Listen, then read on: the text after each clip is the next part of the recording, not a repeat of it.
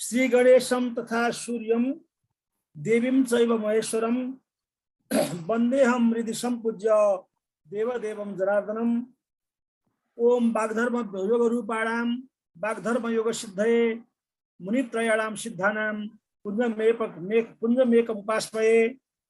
ओम जय देवम छविलालम शास्त्रज्ञम पुरुषोत्तमम दयारामम नमः नित्यम अज्ञानांधम विनश्यति। ओम श्री परमात्मने नमः। आदरणीय यस समारोह का अध्यक्ष महोदय, उपस्थित देश विदेशमा रहेर यस समारोहमा उपस्थित जनाउनुहुने सम्पूर्ण विद्वत वर्ग र विभिन्न गुरुकुलका गुरुहरू र विद्यार्थी भाइहरू र यो कार्यक्रमलाई विभिन्न माध्यमबाट हेरिरहनुभएका र पछि पनि हेर्नुहुने विभिन्न महानुभावहरू सबैमा हार्दिक नमस्कार टक्राउँछु। आज मलाई यो मौका धरानले फेरि दिएको छ। मलाई गत वर्ष सम्झना भइरहेको छ। गत वर्ष मेरो एउटा सप्तश्राद्ध संग्रह भन्ने पुस्तक छापिनुभन्दा पहिले पुस्तक छापिनुको पूर्व सन्ध्यामा पनि धरानले मलाई माया गरेको थियो। मलाई माया गर्नुहुने सम्पूर्ण विद्वानहरूमा म पुनः नमन टक्राउँछु र मेरा आफ्ना केही भनाइहरू यहाँ राख्दछु। केही कुराहरू मैले यहाँ टिप्पणीमा पनि सुनिराखेको छु। पार्वणको बारेमा बोलिदिनुहोस्, पूर्णिमाको श्राद्ध गरे बोलिदिनुहोस्, मघा पर्यो भने श्राद्ध गर्न मिल्छ मिल्दैन बोलिदिनुहोस्। थुप्रै कुराहरू प्रश्न आछन्। मैले यहाँलाई एउटा अनुरोध चाहिँ गर्छु। मैले यो एक हप्ता, आज सोमबार भइसक्यो, 9 दिनदेखि म कस्तो भएको छु भने असारको हली जस्तो। असारको हली बरु बिहान 6 बजे सुरु गर्छ आफ्नो हलो र बेलुका 6 बजे टुङ्ग्याउँछ र ऊ खाना खाएर मस्तसँग सुत्छ। तर म चाहिँ असारको हलीको पनि डबल भएको छु। म मस्तसँग सुत्न पनि पाएको छैन, मस्तसँग खाना पनि पाएको छैन र खाने बेला पनि फोनले रिसिभ गर्नु परेको छ र विभिन्न श्राद्ध सम्बन्धी उत्तर दिनु परेको छ।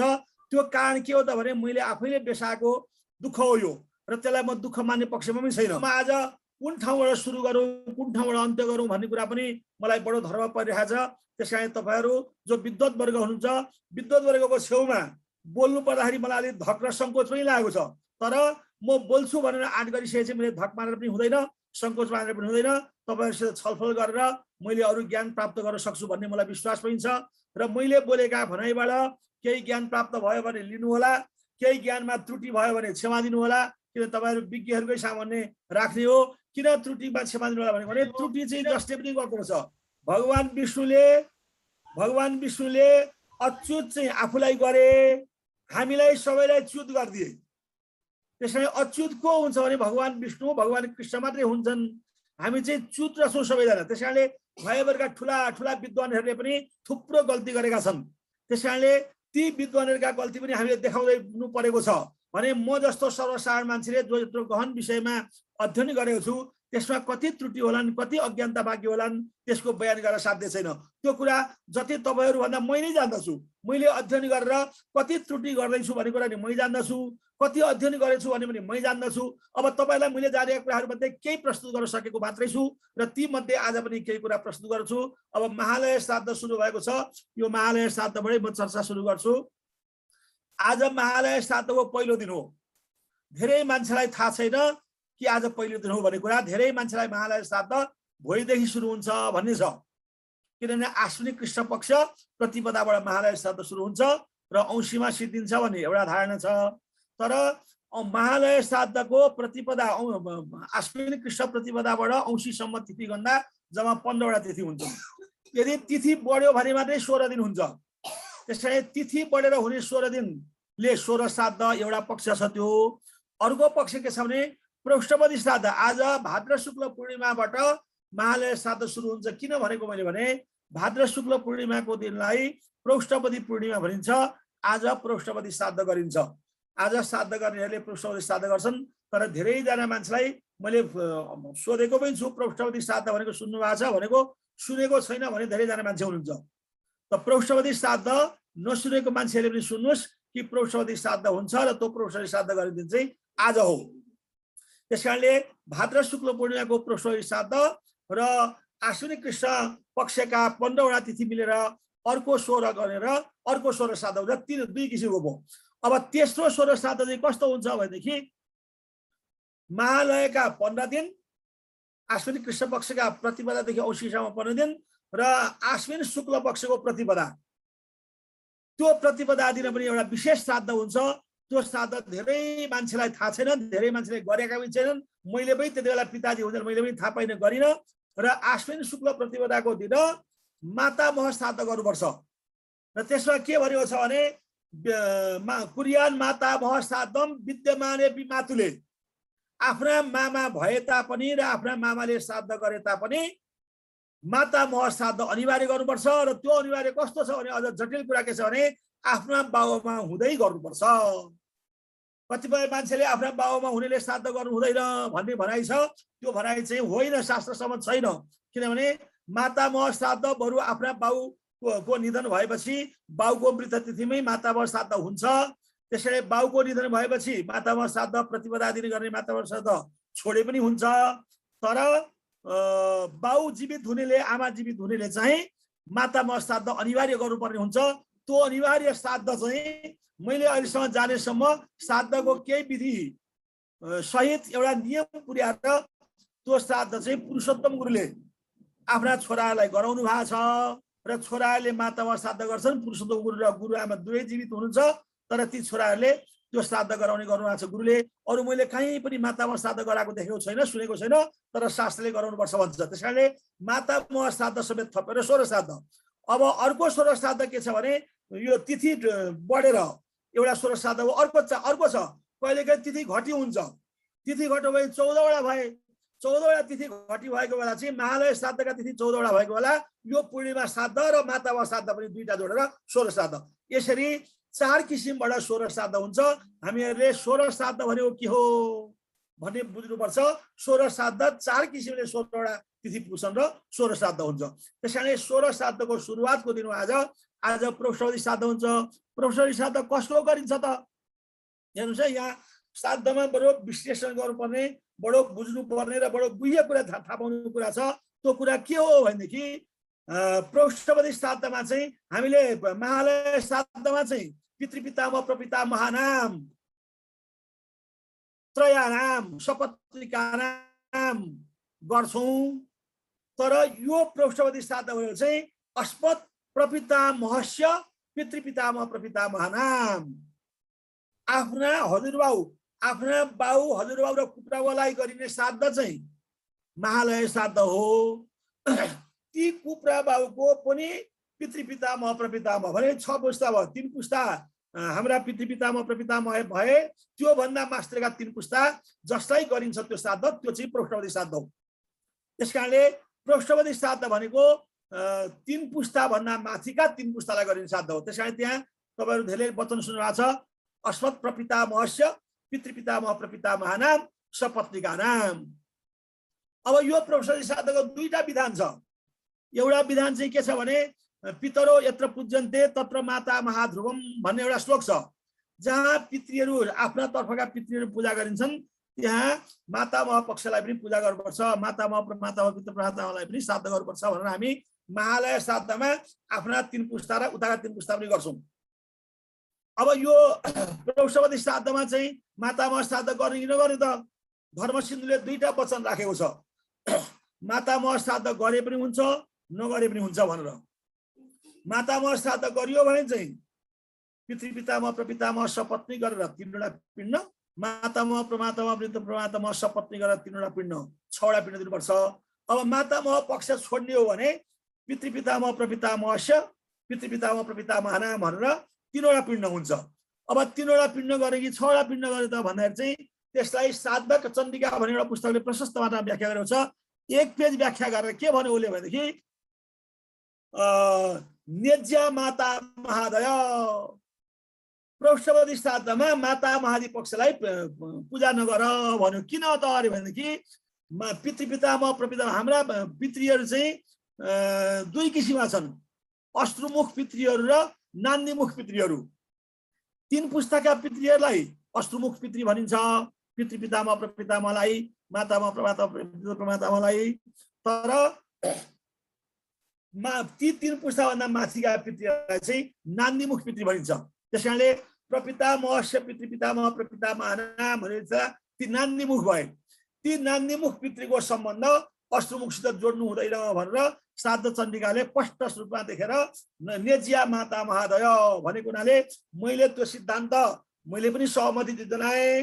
तर धेरैजना मान्छेले प्रोफेसरले श्राद्ध गर्दा षट्पिण्डात्मकै श्राद्ध गर्ने गरेको हुनाले मैले पद्धतिमा चाहिँ प्रोफेसरले श्राद्धको पद्धतिमा चाहिँ 6 पिण्डको नै व्यवस्था गरेको छु। तर मेरो धारणा पनि ती श्राद्ध चण्डिका कालको धारणासित मिलेको किन छ भनेदेखि हाम्रा पिता पितामह प्रपितामहको पिताको त ससुरै भए पिता मेरा आफ्नो पितामह मातामह अनि हजुरबाको त सम्धि भए, त्यसै छोराको सम्धि पनि बाउको प्रपितामहको पनि नाता पर्यो, छोराको सम्धि त नातेदार भयो र उसले देखेको पनि हुन्छ। हाम्रा यो 3 पुस्ताका मान्छेहरूले सामान्यतया उतापट्टि महाली खलकलाका मातामह प्रमातालाई देख्ने सम्भावना प्रशस्त मात्र हुन्छ। तर हाम्रा जो प्रसवती श्राद्धमा गर्ने प्रपितामह पितृपितामह प्रपितामह यी 3 जना मान्छेको मातामह पक्षमा न सम्बन्ध हुन्छ, न देखाभेट हुन्छ, न कुनै चिन्जान हुन्छ, न देखेको हुन्छ। त्यसकारणले श्राद्ध चण्डिकाकारले के भन्यो भनेदेखि तस्मात् नेज्या माता महादय, त्यसकारणले नान्दीमुख पितृसित अष्टमुख पितृलाई जोड्नु हुँदैन, मातामह श्राद्ध गर्नु हुँदैन प्रसवतीमा भनेर चाहिँ उहाँले भनेको हुनाले मैले त्यो कुरालाई धारणामा राखेको छु र तपाईहरुलाई पनि यो कुरा प्रस्तुत गरेँ। मैले यति प्रसवती श्राद्धको बारे मात्रै बताएँ। प्रसवती श्राद्ध चाहिँ जस्तो दर्श श्राद्ध षट्पिण्डात्मक हो त्यस्तै प्रसवती श्राद्ध पनि षट्पिण्डात्मक या त्रिपिण्डात्मक श्राद्ध हो। अब महालय पक्षका अरू कुरामा आउँदाखेरि के हुन्छ भने सबभन्दा पहिले तपाईलाई म एकोदिष्टको चर्चा गर्छु थोरै। कुनै पनि मान्छेको एकोदिष्ट श्राद्ध गरिन्छ, जस्तो पिता र माताको एकोदिष्ट श्राद्ध मुख्य रूपमा हुन्छ। अनि सन्तान नहुने आफ्ना काका काकी दाजु अनि सानीमा ठुलियामा फुपूका पनि कुनै सन्तान छैन भने तिनको श्राद्ध भदाले गरिदिनुपर्छ। त्यस्ता मान्छेको श्राद्ध पनि एकोदिष्ट श्राद्ध हुन्छ। अब एकोदिष्ट श्राद्ध र एकपार्वण श्राद्ध 2 किसिमको छ। एकपार्वण श्राद्ध पनि हुन्छ कस्तोमा भनेदेखि औँसीमा मर्ने मान्छेहरूको र महालयका यी 15वटा तिथिमा मर्ने मान्छेको। अब यहाँ नयाँ थप जानकारी आएको छ पूर्णिमा मर्ने मान्छेको पनि। पूर्णिमामा मृत्यु हुने मान्छेको, औँसीमा मृत्यु हुने मान्छेको र महालयका 15वटा तिथिमा मृत्यु हुने मान्छेको पार्वणी विधिले श्राद्ध गर्नुपर्छ भनेको छ। तर कसको भने पित्रो रेवहि पार्वणम छुट्याइदिएको छ। आफ्ना बाउको र आफ्नी आमाको श्राद्ध चाहिँ पार्वण विधिले हुन्छ। मातृभ्रातृ पितृव्याधिनाम एकोदिष्टम सदैवहि भनेर लेखेको छ। तर मातृ भने पित्रो भनेपछि मातृ जब भन्यो नि तपाईले त्यहाँ बुझ्नु पर्ने हुन्छ पित्रो भन्ने शब्दभित्र आफ्ना पिता र आफ्नी माता पर्छन्। अब मातृ भनेर के भन्यो त भने मातृ इति सपत्न माता भनेर व्याख्या गरेको छ। त्यसकारणले पित्रो भनिसकेपछि पित्रो रेवहि पार्वणम भन्यो, त्यसपछि मातृभ्रातृ भन्यो नि त्यो मातृ भनेको चाहिँ सपत्न माता हो। त्यसैले सपत्न माताको पार्वणमा निधन भएको छ र उहाँका आफ्ना छोरा छैनन् भने सौतेनी छोराले गर्दाखेरि एकपार्वण विधिले श्राद्ध गर्नु हुँदैन, एकोदिष्ट विधिले श्राद्ध गर्नुपर्छ। कुनै दाजुभाइको श्राद्ध गरिदिनु पर्यो भने पनि एकोदिष्ट विधिले गर्नुपर्छ, खालि आमा बाउको मात्रै। अब यहाँ धेरैजना मान्छेको के देखिएको छ भने तपाईले थाहा पाउनु पर्ने कुरा जस्तो आफ्नो हजुरबाउको मृत्यु पार्वण तिथिमा भयो, औँसीमा अथवा महालयका तिथिमा भयो भने त्यो बाउले त पार्वण विधिले गर्ने भयो। अब हजुरबाउको श्राद्ध गर्ने धेरै मान्छेहरू छन् हाम्रो नेपालमा। हजुरबाउको श्राद्ध गर्दा चाहिँ पर्वमा मरेको हजुरबाउको श्राद्ध गर्दा के गरी गर्ने त? धेरैजना मान्छेले पार्वण विधिले नै गरे नातिहरूले पनि। तर पार्वण विधिले गर्दा बडो व्यथितले गरियो भन्ने लाग्छ मलाई। किन भनेदेखि यस्य श्राद्धम तस्य वसुस्वरूपत्वम भन्ने सिद्धान्त छ। हामी जो पितृपितामह प्रपितामहको पार्वण श्राद्ध गर्दाखेरि चाहिँ त पितालाई वसुस्वरूप, पितामहलाई रुद्रस्वरूप र प्रपितामहलाई आदित्य स्वरूप भन्छौं। तर जब पिताको एकोदिष्ट श्राद्ध वसुस्वरूप हुन्छ, पितामहको पनि एकोदिष्ट श्राद्ध गरिन्छ भने जहाँ एकोदिष्ट श्राद्ध गरिन्छ त्यो वसुस्वरूप हुन्छ। किन भने वसुस्वरूप भने एकोदिष्ट श्राद्ध हो। महालय श्राद्ध नभइकन रुद्र स्वरूप र आदित्य स्वरूप हुँदैन। अब जब माता पितामहको जसले एकोदिष्ट श्राद्ध गर्नुपर्ने हो, पर्वमा मृत्यु भएको भनेर एकपार्वण श्राद्ध गर्यो भने अब त्यसको पार्वण विधिले हजुरबा श्राद्ध गर्यो भने कहाँलाई जोड्ने? हजुरबा वसुस्वरूप भएपछि त हजुरबाको बाउलाई रुद्र स्वरूप भन्नु पर्यो, हजुरबाको कुप्रा बाउलाई आदित्य स्वरूप भन्नु पर्यो। कुप्रा बाउलाई श्राद्ध गर्ने सामान्य विधान छैन। प्रसवती श्राद्ध बाहेक वृद्ध प्रपितामहको श्राद्ध हुँदैन। त्यसकारणले पितामहको श्राद्ध गर्दा पार्वण विधिले गर्नु हुँदैन, किनभने एक पुस्ता नआएर माथि जानुपर्छ आयुध सुरु भन्नुलाई। अब पितामहको गरे जस्तै प्रपितामहको नि मान्छेले श्राद्ध गर्छन् कसैले। अब प्रपितामहको श्राद्ध गर्दा पनि पार्वण विधिले गर्यो भने के हो, प्रपितामहका 3 पुस्ता माथि गयो, जुन पुस्ता माथि जान एकोदशी श्राद्धमा मिल्दैन। त्यसकारणले पितृरेवहि पार्वणम भनेर सिद्धान्त बनाइदिए ऋषिले। त्यसकारण बाउ र आमाको मात्रै पार्वण श्राद्ध गर, अरूको पार्वण श्राद्ध गर्नु पर्दैन, क्लियर कट शास्त्रमा छ। तर हामीहरूले पितामहको श्राद्ध पार्वण विधिले गर्नु पर्दाखेरि हाम्रा धेरै मान्छेले गरिआउनु भएको थियो, त्यो गर्नु हुँदैन भन्ने पक्षमा म निष्कर्षमा पुगेको छु। अब यो भयो पार्वण विधिको श्राद्ध। अब जो पार्वण श्राद्ध जुन छ, पार्वण श्राद्ध कति किसिमका हुन्छन् हेर्नुस्। हामी पार्वण श्राद्ध भन्छौँ। पार्वण श्राद्ध कति किसिमका हुन्छन् त भनेदेखि पार्वण श्राद्ध चाहिँ एक पार्वण नम्बर 1 जो परममा मरेका बाउमा छन् तिनीहरूको गरिने श्राद्ध। बाउको श्राद्ध भए पितृको पार्वण श्राद्ध, आमाको पार्वण तिथिमा भएको छ भने आमाको पार्वण श्राद्ध। तर कसैले यसो पनि शङ्का गरे, एउटा शास्त्रमा के आछ भने बाउको मात्रै पार्वण गर्नुपर्छ, आमाको गर्नु पर्दैन भन्ने पनि हाम्रो केही विद्वानहरूको भनाइ छ। तर त्यो कुरामा अझै शास्त्रार्थ हुन बाँकी छ, अझै छलफल हुन बाँकी छ। माताको पिता र माता चाहिँ के छ भने महागुरु मानिन्छन्। महागुरु भनेको को हुन् त भने पिता माता स्त्रीणाम पतिश्च, 3 जना महागुरु हुन्छन् संसारमा। पिता माता छोराका लागि महागुरु, अब स्त्रीणाम पतिश्च, स्त्रीका लागि चाहिँ को महागुरु भनेदेखि पति, उसको पति महागुरु हो। त्यसैले पतिको श्राद्ध महागुरु भए हुन्छ पत्नीका लागि, अनि पिता र माता चाहिँ पुत्रका लागि महागुरु हुन्छन्। त्यसैले महागुरु निपाता शौचे विशेष भने एउटा सूत्र छ एक ठाउँमा। जब पिता र माता दुईटै महागुरु हुन् भने पिताको पार्वण तिथिमा मृत्यु हुँदा एक पार्वण विधिले श्राद्ध गरिन्छ भने माताको पनि पार्वण विधिले श्राद्ध गर्नुपर्छ नै भन्ने मेरो धारणा छ, मेरो चाहिँ। तर केही विद्वानहरूले माताको पर्दैन, पितृले भई पार्वणम भन्ने सिद्धान्त यहाँ तयार गर्यो कात्यायनी गृहसूत्रको टीकामा। त्यसैले कात्यायनी गृहसूत्रको टीकाकारलाई मैले सबभन्दा आधिकारिक, कात्यायन हाम्रो सूत्र हो र कात्यायन गृहसूत्रको सबभन्दा शक्तिशाली टीकाकारहरू हुन् हाम्रा 5 जना टीकाकारहरू छन्। त्यसमध्ये कर्काचार्य सबभन्दा ठुला टीकाकार हुन्। यी टीकाकारहरूले जब पितृरे भई पार्वणम भने त्यहाँ पितृरे भई पार्वणम भन्ने सिद्धान्त लागू हुन्छ कि हुँदैन, अथवा हाम्रो शाखालाई हो कि होइन, अरूको शाखालाई हो कि भन्ने कुरा बुझेर मात्रै हामीले आमाको पार्वण तिथिमा मृत्यु हुँदाखेरि आमाको श्राद्ध पार्वण विधिले गर्ने कि एकोदशी विधिले गर्ने भन्ने कुरा विचार गर्नुपर्छ। हाम्रो एकजना साथीले म यहाँ त आमाको श्राद्ध महालयको 9मा मृत्यु भएको म एकोदशी विधिले गर्दैछु मेरो गुरुले भनेर भन्नु हो।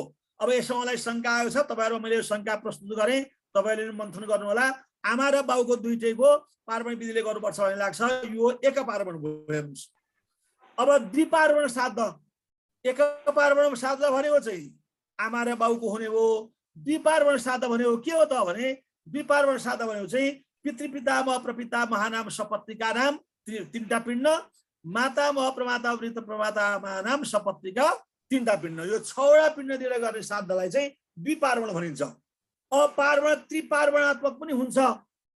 त्रिपार्वणात्मक भनेको के हो र चतुष्पार्वणात्मक पनि हुन्छ। चतुष्पार्वण भनेको के हो म यो 2टा कुरा तपाईलाई प्रश्न गर्छु। अब त्रिपार्वणात्मक भनेको चाहिँ के हो त भने हाम्रो कात्यायनले, हाम्रा ऋषि कात्यायनले के लेखे कात्यायन स्तुतिमा भनेदेखि कुर्या द्वादश दैवत्यम प्रेत पक्षेतु सर्वदा तथा तीर्थे गयायाम च एष धर्म सनातन। तपाईहरु कोही मान्छे कलम लिएर बस्नु भएको छ भने कलममा टिप्ने गरी सिकाउँदै म बोल्दछु, त्यो कुरा पनि ख्याल गर्नु होला। कात्यायन ऋषिले के भने भनेदेखि कुर्या द्वादश दैवत्य, द्वादश दैवत्य भनेको के हो भने पितृपितामह प्रपितामहका लागि 3टा ऋषि, मातृपितामही प्रपितामहीका लागि 3टा ऋषि, मातामह प्रमातामह वृत्त प्रमातामहका लागि 3टा ऋषि र मातामही प्रमातामही वृत्त प्रमातामहका लागि 3टा ऋषि। यसरी राख्यो भने त्यो द्वादश दैवत्य हुन्छ। द्वादश दैवत्य भनेको द्वादश पिण्डात्मक भयो त्यो, त्यसलाई भनिन्छ चतुष्पार्वण। पितृपितामह प्रपितामहको एक पार्वण, पार्वण हुनलाई 3टा पिण्ड हुनुपर्छ। पितृपितामह प्रपितामहको एक पार्वण, मातृपितामही प्रपितामहीको 2 पार्वण, मातामह प्रमातामह वृत्त प्रमातामहको 3 पार्वण र मातामही प्रमातामही वृत्त प्रमातामहीको 3 पार्वण गर्दा 4 पार्वण भयो। 4वटा श्राद्ध भए चतुष्पार्वण भनिन्छ यसलाई। अब चतुष्पार्वण श्राद्ध गर भनेर चाहिँ हामीलाई कात्यायनले भने, कुर्या द्वादश दैवत्यम प्रेत पक्षेतु सर्वदा। अब तीर्थ श्राद्धमा पनि चतुष्पाद श्राद्ध गर भने। अब हामीले चाहिँ के गर्यौं भने तिनै कात्यायनले, सुन्नुस् है, यहाँ अलिकति यो गम्भीर कुरामा तपाईहरुलाई लिएर जान्छु, ध्यानपूर्वक सुन्नुस् र चिन्तन गर्नुस्, मनन गर्नुस् तपाईहरुले। एकातिर कात्यायन स्थितिमा कुर्या द्वादश दैवत्यम प्रेत पक्षेतु सर्वदा तथा तीर्थे गयायाम च यस धर्म सनातन भने। अर्कातिर सूत्रमा के भने कात्यायनले भनेदेखि त्रिन त्रिन पिण्डान अवरेज्य दद्यात् भने। नहेर्नु भिडियो चाहिँ। तीन तीन पिण्ड अवरेजन गरेर अवरेजनमाथि जलमाथि देऊ भनेपछि तीन तीन पिण्डको अर्थ के भने छ पिण्ड भन्ने अर्थ लाग्यो। हेर्नुस्, अब मेरो दिमाग मथिकल खायो। हेर्नुस्, यो कुराले मलाई कमसेकम 3 वर्ष मथिकल खायो। ए बाबा त्यही कात्यायन हो जसले कुर्या द्वादश दैवत्यम भन्छ। ए बाबा त्यही कात्यायन हो जसले त्रिन त्रिन पिण्डान अवरेज्य दद्यात् भन्छ। के हो यो कुरा? हामीले के त अब त्यही कारणले धेरैजना मान्छेहरूले त्यही तीन तीन पिण्डान अवरेज्य दद्यात् भन्ने सूत्रको अर्थ लगाएर भन्छु म, र अर्थ नबुझेर भन्छु। अहिले चाहिँ म त्यही श्लोकको तीन तीन पिण्डको भनेको अर्थ लगाएर भन्छु एउटा, अर्थ नबुझेर मान्छेले 6 वटा पिण्ड दिएर श्राद्ध गरे। हाम्रो देशभरि भारतभरि 6 वटा पिण्ड दिएर महालय श्राद्ध गरिन्छ। अब 6 वटा पिण्ड दिएर महालय श्राद्ध गरिन्छ, तर केही मान्छेहरू 6 वटा पिण्ड दिएर महालय श्राद्ध गरेनन्।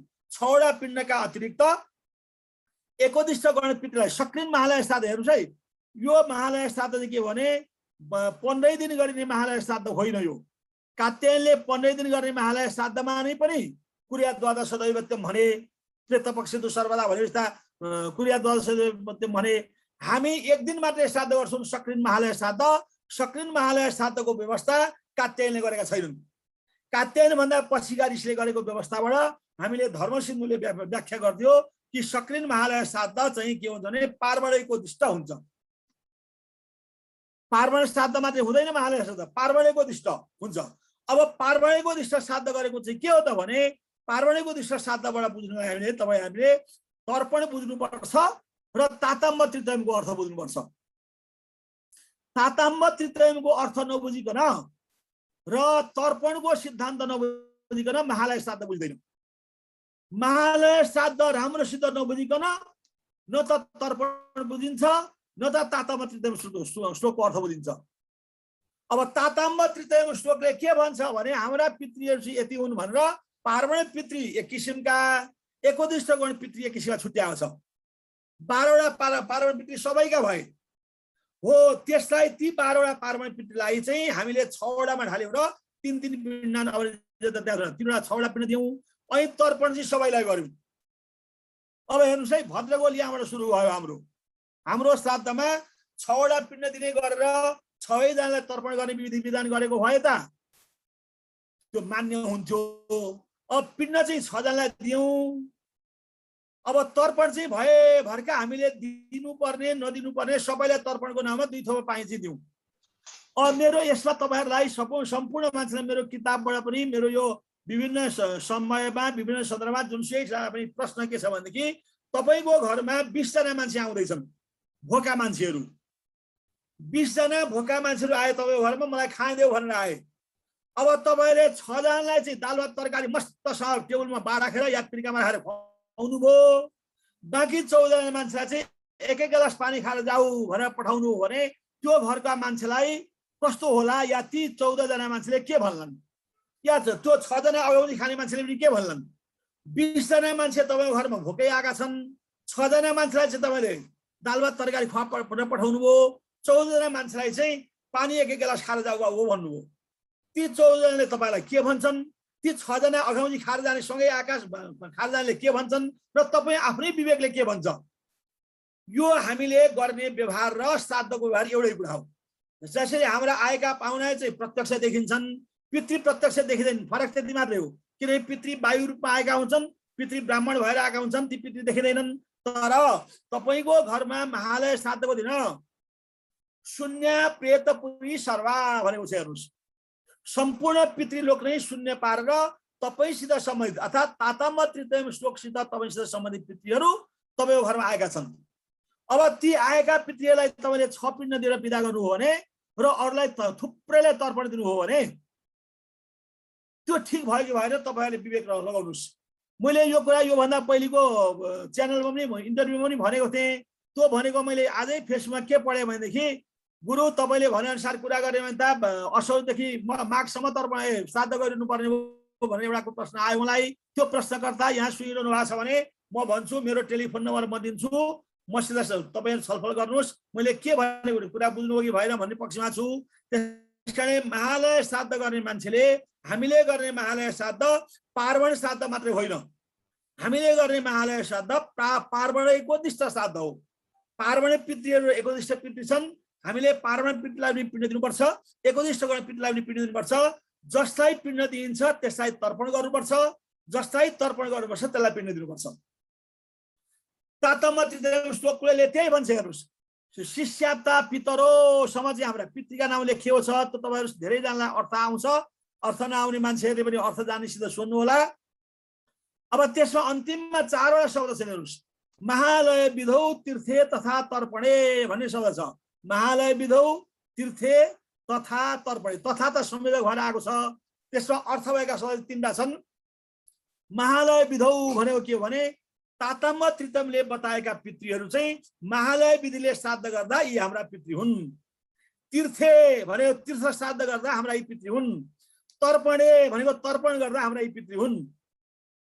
अब महालय विधिले श्राद्ध नगरेको पितृलाई तीर्थ श्राद्धमा तर्पण गर्ने कुनै विधान बताएको छैन शास्त्रले। धेरै हाम्रा विद्वानहरु महालय श्राद्ध चाहिँ षट्पिण्डात्मक गर्ने अनि तीर्थमा गएर चाहिँ सबैलाई पिण्ड दिने र सबैलाई तर्पण गर्ने गर्छन्। महालय श्राद्धमा पिण्ड नदिएको पितृलाई तीर्थ श्राद्धमा एक दिन गएर पिण्ड दिएको कुनै तुक छैन, कुनै शास्त्रले त्यो उल्लेख गरेको छैन। त्यसकारणले हाम्रो शास्त्र भनेको तातम तृतीय श्लोक हो।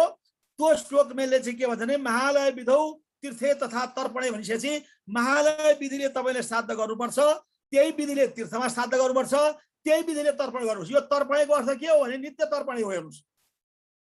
अब तर्पणे शब्दमा नित्य शब्द छैन, तपाईलाई कसरी अर्थ लाग्यो भन्ने लाग्छ होला तपाईलाई। हामीले नित्य तर्पण गर्नुपर्छ।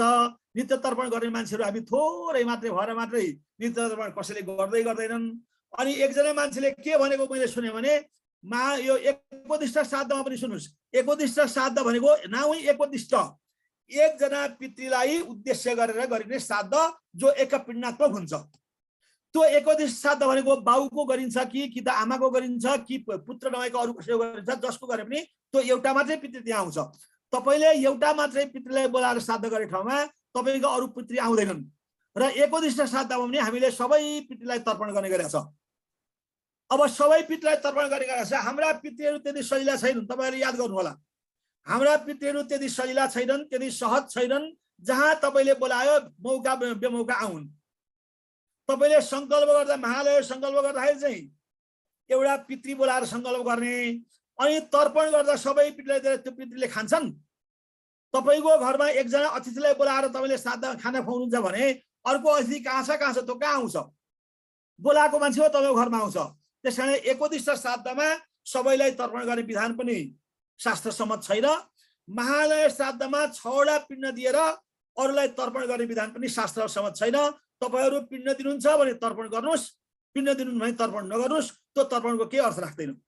त्यो तर्पण चाहिँ शास्त्रीय दृष्टिकोणले, व्यवहारिक दृष्टिकोणले, धार्मिक दृष्टिकोणले मिल्दैन। अब जहाँसम्म द्वादश दैवत्यको कुरा छ, हामी त सारा मान्छे सजिलो खोज्छौँ। अशक्तश्चेत हेमाद्रीले के भन्ने भने अशक्तश्चेत न पिण्डात्मकम कुर्यात् भने हेमाद्रीले। अब हेमाद्री को हो, कात्यायन को हो? म तपाईलाई यसको अलिकति व्याख्या गर्न स्थिति छ। हेमाद्री भनेको चाहिँ कात्यायन भनेको चाहिँ हाम्रो मूल पुरुष, जसको सिद्धान्तमा अडिग भएर, जसको सूत्रमा अडिग भएर हामी श्राद्ध गर्छौं, त्यो मूल पुरुष चाहिँ कात्यायन हो। त्यो कात्यायनको टीकाकारहरू चाहिँ 5 जना छन्, जसमध्ये एउटा शक्तिशाली टीकाकार हुन् कर्काचार्य भनेको टीकाकार छन्, हरिहर छन्, गदाधर छन्, विश्वनाथ छन्। यी टीकाकारहरू छन्। यी 5 वटा टीकाकारदेखि बाहेक हेमाद्री भन्ने मान्छेले र मित्र मिश्र भन्ने 2 जना मान्छेले हेमाद्रीले 7 वटा भोलम किताब लेखेका छन्। करिब 1000 भन्दा बढीका एउटा भोलममा छ। 7000 पृष्ठको हेमाद्रीको श्राद्ध सम्बन्धी किताब, धर्मशास्त्र सम्बन्धी किताब छ। करिब 12 वटा भोलममा करिब 7000 पृष्ठको मित्र मिश्रको किताब छ। करिब 2000 विशिष्टको चाहिँ राम भट्टको चाहिँ किताब छ संस्कार गणपति भने, जो कात्यायनको सूत्रमा आधारित पुस्तक हो। यी पुस्तकहरू हाम्रा आधिकारिक पुस्तक हुन्। यी अनि त्यसपछि पुरुषार्थ चिन्तामणि करिब 600 पुस्तक हो। यी पुस्तकहरू कात्यायनको सिद्धान्तमा आधारित पुस्तकहरू छन्। अब हामी कहाँ आएका पुस्तकहरूमा चाहिँ धर्मसिन्धु र निर्णय सिन्धु हुन्। नेपाल ऐराज्यभरि चर्चित किताबहरूका धर्मसिन्धु र निर्णय सिन्धु हुन्। धर्मसिन्धु र निर्णय सिन्धु आधिकारिक ग्रन्थ होइनन्। तपाईलाई अर्को आश्चर्य लागेको कुरा गर्छु म, धर्मसिन्धु र निर्णय सिन्धु हाम्रा आधिकारिक ग्रन्थ होइनन्, किनभने यी आश्वयन स्मृति मान्नेहरू र ऋग्वेदीहरूका प्रकाश, यो काशीनाथ पनि ऋग्वेदी हुन् र कमलाकर भट्ट पनि ऋग्वेदी हुन्। ऋग्वेदी भएको हुनाले यिनीहरूले ऋग्वेदी पद्धतिले किताब लेखा छन्। तर निर्णय सिन्धु ऋग्वेदी भए तापनि धर्मसिन्धुले ऋग्वेदीका लागि, यजुर्वेदीका लागि, सामवेदीका लागि भनेर छुट्याएर वचनहरू लेखेको हुनाले निर्णय सिन्धु भन्दा धर्मसिन्धुमा भएका हाम्रो पक्षमा भएका वचनहरू हाम्रा लागि ग्राह्य छन्, हाम्रो पक्षमा नभएका लागि हाम्रा ग्राह्य छैनन्। धर्मसिन्धु र निर्णय सिन्धुले के भनेको छ भनेदेखि चाहिँ महालय श्राद्धमा तर्पण भोलिपल्ट गर्नु भनेको छ। त्यो ऋग्वेदी र सामवेदीहरूका लागि त्यो सिद्धान्त छ सूत्रमै। तर हाम्रो लागि चाहिँ त्यो त्यसै दिन गर्नु भनेर पुरुषार्थ चिन्तामणिले के भन्नु भने कातियाराम तु तद्दिनेव, कातियाराम तु तद्दिनेव भन्यो उसले। कातियाहरूले चाहिँ त्यसै दिन गर्नुपर्छ भन्यो। अब अगाडि गर्ने कि पछाडि गर्ने त भन्दाखेरि चाहिँ हाम्रो यहाँ किन यो तर्पणमा अगाडि र पछाडि खलबल लियो भनेदेखि हाम्रा किताबहरू जो महालयका किताबहरू छन्, अहिले बजारमा तपाईहरु जति पनि किताब देख्नुहुन्छ ती महालयका किताब होइनन्। यो नौलो कुरा भन्छ तपाईलाई। यी सबै दर्शश्राद्धका किताब हुन्। दर्शश्राद्ध नेपालमा आम मान्छेबाट टुटेको 300 वर्ष भयो। नेपालमा दर्शश्राद्ध टुटेको 300 वर्ष भयो। 300 वर्षको बीचमा केही सोमयाग गर्ने मान्छेहरू थिए। आजमा 10 वर्ष अगाडिसम्म चाहिँ ती सोमयाग गर्ने 4 जना मान्छेहरूले दर्शश्राद्ध गर्थे। हो, त्यो दर्शश्राद्ध भनेको के हो भने प्रत्येक औँसीमा आफ्ना पिताको मृत्युपछि प्रत्येक औँसीमा गर्ने श्राद्ध दर्शश्राद्ध हो। दर्शश्राद्धमा के लेखेको छ भने दर्शश्राद्धे तर्पणम पूर्वम कार्यम। दर्शश्राद्धमा तर्पण पहिले गर। तीर्थश्राद्धे दर्शवत। हेर्नु, यो धर्मसिन्धुको वचन हो। दर्शश्राद्धे तर्पणम पूर्वम कार्यम, तीर्थश्राद्धे दर्शवत भन्यो। तीर्थश्राद्धमा पनि तिमी दर्शश्राद्ध जस्तै तर्पण अगाडि गर र दर्शश्राद्धमा तर्पण अगाडि गर भन्यो। अब हामीले दर्शश्राद्ध छोडेको 3 वर्ष 300 वर्ष भयो। अब दर्शश्राद्ध केले स्थान लियो भने दर्शश्राद्ध गरेर टुप्लुक महालय श्राद्धमा बस्यो। अनि दर्शश्राद्धमा षट्पिण्डात्मक श्राद्ध गर्नुपर्छ। पितृपितामह प्रपितामहानाम सपत्निकानाम मातामह प्रमातामह प्रमातामहानाम सपत्निकानाम। अब पार्वण श्राद्ध जसले महालयको श्राद्धमा भोलि प्रतिपदादेखि अर्थात् आज प्रसवती पूर्णियादेखि नै जसले दिनै पछि औँसीसम्म श्राद्ध गर्छ त्यसले षट्पिण्डात्मक श्राद्ध गर्नु भन्ने वचन छ कात्यायनको। महालयका 15 दिनमा श्राद्ध गर्छ भने त्यसको षट्पिण्डात्मक श्राद्ध गरे हुन्छ भन्ने वचन छ। तर कात्यायनले कुर्या द्वादश दैवत भनेको हुनाले 12 दैवतै गर्नुपर्छ उनको भनाइअनुसार। अब हामीले चाहिँ षट्पिण्डात्मक कहाँबाट गर्नु त भनेदेखि त्यही दर्शश्राद्ध छोड्यौं। दर्शश्राद्धको पद्धति लगाएर महालयमा गाभ्यौं। अनि के गर्यो भने तर्पण अगाडि षट्पिण्ड लैजा सिद्धियो महालय। तर्पण अगाडि षट्पिण्ड सिद्धियो महालय। त्यसकारणले मैले मेरो किताबमा स्पष्टसँग तपाईलाई लेखेको छु। म अनुरोध गर्दछु कि जसले षट्पिण्डात्मक श्राद्ध गर्छ र जसले तर्पण पहिले गर्छ उसले महालय श्राद्ध गरेर महालय श्राद्धमा स्थानापन्न भएको दर्शश्राद्ध मात्रै गरौँ। दर्शश्राद्ध गर्नु पार्वण श्राद्ध हो। महालय श्राद्ध पनि पार्वण श्राद्ध हो। तर दर्शश्राद्ध गरेर महालय श्राद्ध हुँदैन। षट्पिण्डात्मक श्राद्ध गरेर महालय श्राद्ध हुँदैन। यदि महालय श्राद्ध गर्ने हो भने कि त कात्यायनले भनेको द्वादश दैवत्य गर्नु पर्यो कि त हेमाद्रीले भनेको नवदैवत्य गर्नु पर्यो। हेमाद्रीले कात्यायनलाई छुट दिएर के मान्छेलाई अशक्तश्चेत भनेर हेमाद्रीले नवदैवत्य भने, 9 वटा पिण्ड दिएर गर भनेर भने। अब 9 वटा पिण्ड चाहिँ किन भने त सुन्नुस्, यहाँ के वचन छ भने महालये गया श्राद्धे अन्नष्टक्यां मृत्यहनि मातु श्राद्धम पृथक कुर्यात् अन्यत्र पतिनाशः। यो श्लोक हेर्नुस्। महालय श्राद्धमा गया श्राद्धे, गया इति तीर्थ श्राद्ध भनेको छ क्या। गया सबै तीर्थ श्राद्धलाई गया श्राद्ध भनेको छ। महालय भनेको महालय श्राद्धमा, गया श्राद्धे गया लगायतका सम्पूर्ण तीर्थ श्राद्धमा, अन्नष्टक्याम भनेको अन्नष्टका श्राद्ध भन्ने एउटा हुन्छ जो हामीले गर्दैनौँ अनुष्टक श्राद्धमा। अनि आभ्युदयिक श्राद्धमा छ, अर्को ठाउँमा आभ्युदयिक पनि भनेको छ। आभ्युदयिक श्राद्धमा र एकादशी श्राद्धमा मातु श्राद्धम पृथक कुर्यात्, आमाको श्राद्ध पितासित सपत्नी गरेर गर्न पाइँदैन। अन्यत्र पतिना सह भनेको ती बाहेक अरू श्राद्धमा चाहिँ सपत्नी गर्न पाइन्छ, अर्थात् दर्श श्राद्धमा प्रसवती श्राद्धमा चाहिँ सपत्नी गर्न पाइन्छ भनेको छ। अब हामीले सम्पूर्ण मान्छेले महालय श्राद्धमा आमाको श्राद्ध सपत्नी गरेर बाउसित पिण्ड दिएर गरेका छौँ। अब त्यो महालय भयो कि भएन? हो, त्यसै कारणले मैले तपाईँलाई के भनेको भने जसले तर्पण बुद्ध छ त्यसले महालय श्राद्ध बुद्ध छ भनेको कारण के हो त भने हामीले तर्पण गर्छौँ पितामह प्रपितामहलाई ती 3वटा मन्त्रले। अब मातालाई त सपत्नी भन्दैनौँ तर्पण गर्दा, मातालाई तर्पण गर्ने एउटा अर्कै श्लोक छ, अर्कै मन्त्र छ, आमा बादश्य भन्ने, त्यो मन्त्रले मातालाई तर्पण गर्छौँ। अब तर्पण पानी चाहिँ आमालाई छुट्टै दिने, श्राद्धमा पिण्ड दिने एउटै दिने वचन चाहिँ तपाईँको शास्त्रीय दृष्टिकोणले मिल्दैन, व्यवहारिक दृष्टिकोणले मिल्दैन। पानी चाहिँ 2टा गिलासमा खाऊ, भात चाहिँ एकै थालामा खाऊ भनेर आमा बाउलाई खुवाउनु मिल्छ कि मिल्दैन ऋषिले नभनेको अवस्थामा? अब उतापट्टि मातामह प्रमातामह वृद्ध प्रमातामहमा चाहिँ सपत्नी किन गर्यौ त भनेदेखि मातामह प्रमातामह वृद्ध प्रमातामहलाई दिने मन्त्र, तर्पण दिने मन्त्र र मातामही प्रमातामह वृद्ध प्रमातामहले दिने मन्त्र चाहिँ एउटै हो, नवव पितर नै हो। आमावास्य होइन, मातामही पक्षलाई आमावास्य भन्नु पर्दैन। त्यसकारणले एउटै मन्त्रले तर्पण गरेर सपत्नी गर्न मिल्छ मातामह पक्षमा तर्पणमा।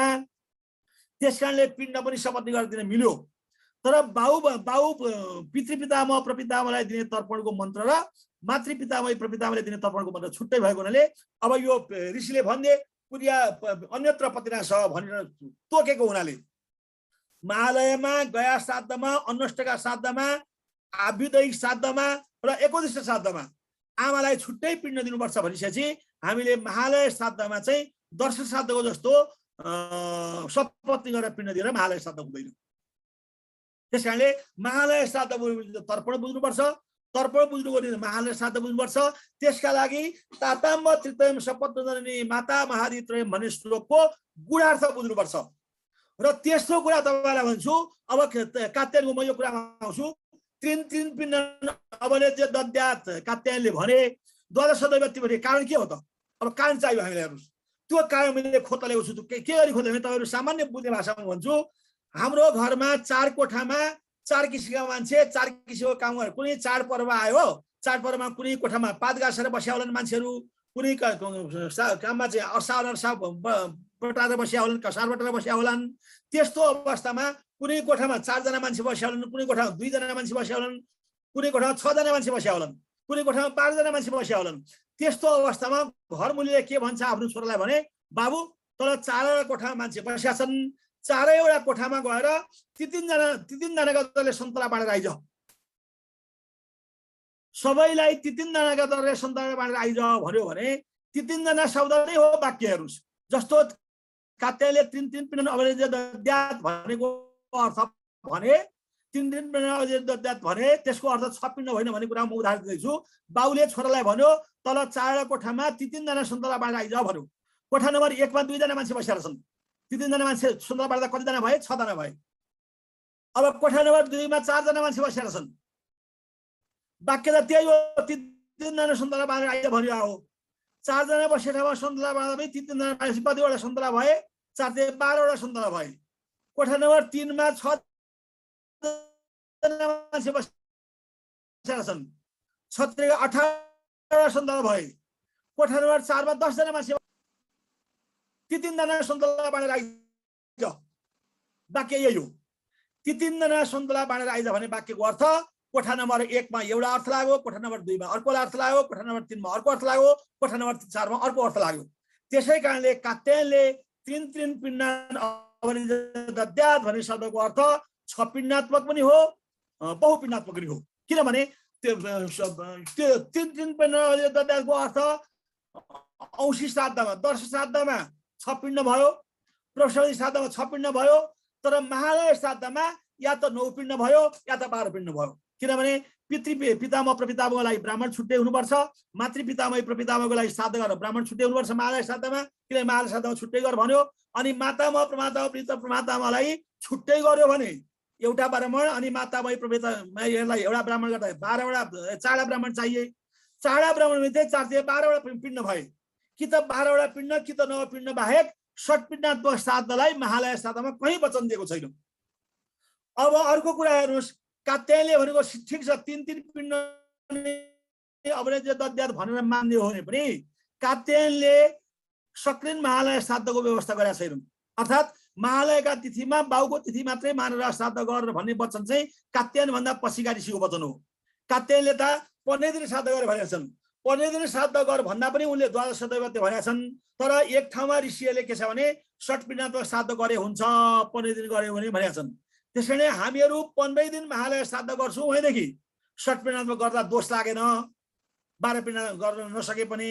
तर सक्रिन महालय श्राद्ध गर्ने मान्छेले त सक्रिन महालय श्राद्ध जब कुनै मान्छेले गर्छ त्यसले पार्वणको दिष्ट श्राद्ध गर्नुपर्छ। अर्थात् तातावती श्लोकमा भनेका पितृलाई श्राद्ध गर्नुपर्छ। त्यो श्राद्ध गर्ने भने 9 वटा पिण्ड कमसेकम पार्वण पितृको लागि र एकोदिष्टबाट आफ्ना कहिले छ। त्यो एकोदिष्टमा चाहिँ फरक हुन्छ नि मान्छेका। जस्तो कसैको एउटा मामा छ, कसैको चाडा मामा छ। एउटा मामा छ भनेको लागि एउटा पिण्ड भयो, चाडा मामा छ भने चाडा पिण्ड भए। एकजना मेरो साथी हुन्छ दामोदर दाल, उहाँका 14 वटा मामा छन्। उहाँका 14 वटा पिण्ड भने मामाका लागि मात्रै। त्यस कारणले एकोदिष्ट गण चाहिँ आफू आफा पितृहरू जसका छन् त्यसको संख्या चाहिँ त्यसअनुसार निर्धारण गर्नुपर्छ। त्यसैले पार्वण श्राद्धमा पार्वण पितृलाई दिने 9 वटा पिण्ड बाहेक एकोदिष्ट गणका पितृलाई पिण्ड नदिइकन हामीले महालय श्राद्ध गरेको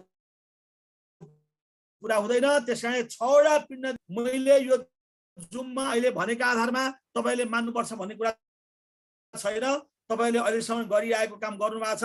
मथिगलमा सोच्नुहोस् कि महालय श्राद्ध गर्नुहुन्छ तपाईले भनेदेखि 6 वटा पिण्ड दिएर अरु सबैलाई तर्पण गरेर केही अर्थ छैन। तपाईले जसलाई पिण्ड दिनुहुन्छ त्यसलाई तर्पण गर्नुपर्छ, जसलाई तर्पण गर्नुहुन्छ त्यसलाई पिण्ड दिनुपर्छ। म यसमा एउटा घटना बताउँछु हेर्नुहोस्। यो घटना चाहिँ तपाईलाई उल्लेख्य भएकोले बताएको सपनाको कुरा छैन। यो सपनाका कुराहरू श्राद्धमा धेरै किसिमले आउँछन्। मैले एकचोटि पोहोरको कार्यक्रममा हाम्रो चन्द्रमणि नेपाल तत्कालीन क्याम्पसमा खुले पनि एउटा सपनाको घटना राम्रोसित भन्नुभएको थियो भागवत खनालको बारेमा। म सामराज आचार्य, जो सामराज आचार्य भनेको वाल्मीकि क्याम्पसमा पढाएर ज्योतिष पढाएर अहिले रिटायर भएर बस्नु भएको छ, बुढो भएर 75-80 वर्ष पुग्नु लाग्नु भएको छ। सामराज गुरुले सधैँ पार्वणीको दिष्ट श्राद्ध गर्नुभएको रहेछ। उहाँको एक दिन चाहिँ ब्राह्मण आफ्नो ब्राह्मण नआएर अर्को ब्राह्मण आउनु भएछ। अर्को ब्राह्मण यो सबैलाई पिण्ड दिनु पर्दैन, महालय श्राद्धमा 6 वटा पिण्ड गरे हुन्छ भनेर गुरुले भन्नुभयो। अरे लौ त अब गुरुले भन्नुभएको छ, गुरुको वचन कहिलेकाहीँ गुरुको वचन मान्नुपर्छ। श्राद्धमा ब्राह्मण वचनात् च सर्वम परिपूर्ण वस्तु भनेको पनि छ। गुरुले भनिहाल्नु ल 6 पिण्ड बनाऊ त भनेर 6 वटा पिण्ड दिएर श्राद्ध गर्नुभएछ त्यो श्राद्धमा।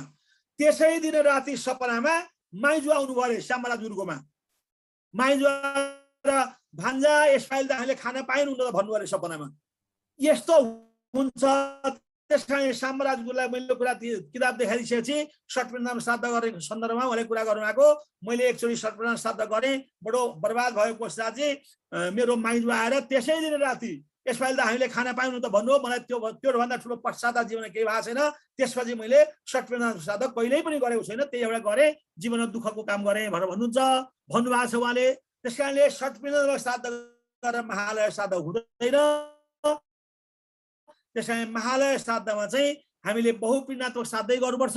त्यो श्राद्ध बुझेर गर्नुपर्छ भन्ने कुरा राख्दै मैले ध्यान नबस्दै बसेका हुँ। मैले 50 मिनटभन्दा बेसी बोलिसके जस्तो छ। त्यसैले यो श्राद्धमा चाहिँ महालय श्राद्धमा तपाईँहरूले विचार पुर्याउनुहोस् र तर्पण अगाडि गर्नु हुँदैन, तर्पण पछाडि गर्नुपर्छ।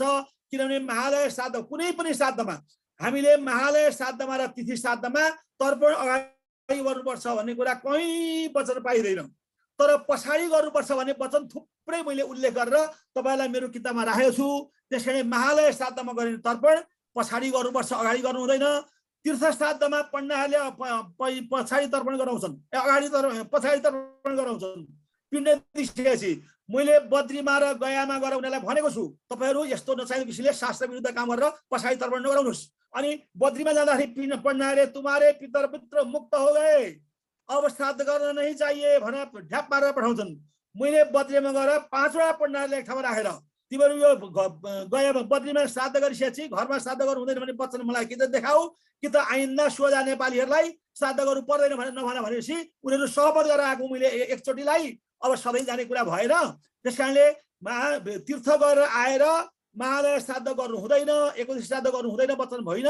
बद्रीमा श्राद्ध गरिसकेपछि बद्रीमा श्राद्ध गरेपछि गयामा पनि पिण्ड दिनु हुँदैन। यो चाहिँ बुझ्नुहोस्। त्यो सनद कुमार संहितामा लेखेको कुरा मैले मेरो श्राद्ध किताबमा उल्लेख गरेको छु। बद्रीमा पिण्ड दिइसकेपछि तीर्थ श्राद्ध चाहिँ पिण्ड दिएर गर्नु हुँदैन। तीर्थमा गएर तर्पण र सिधादान मात्रै गर्नुपर्छ।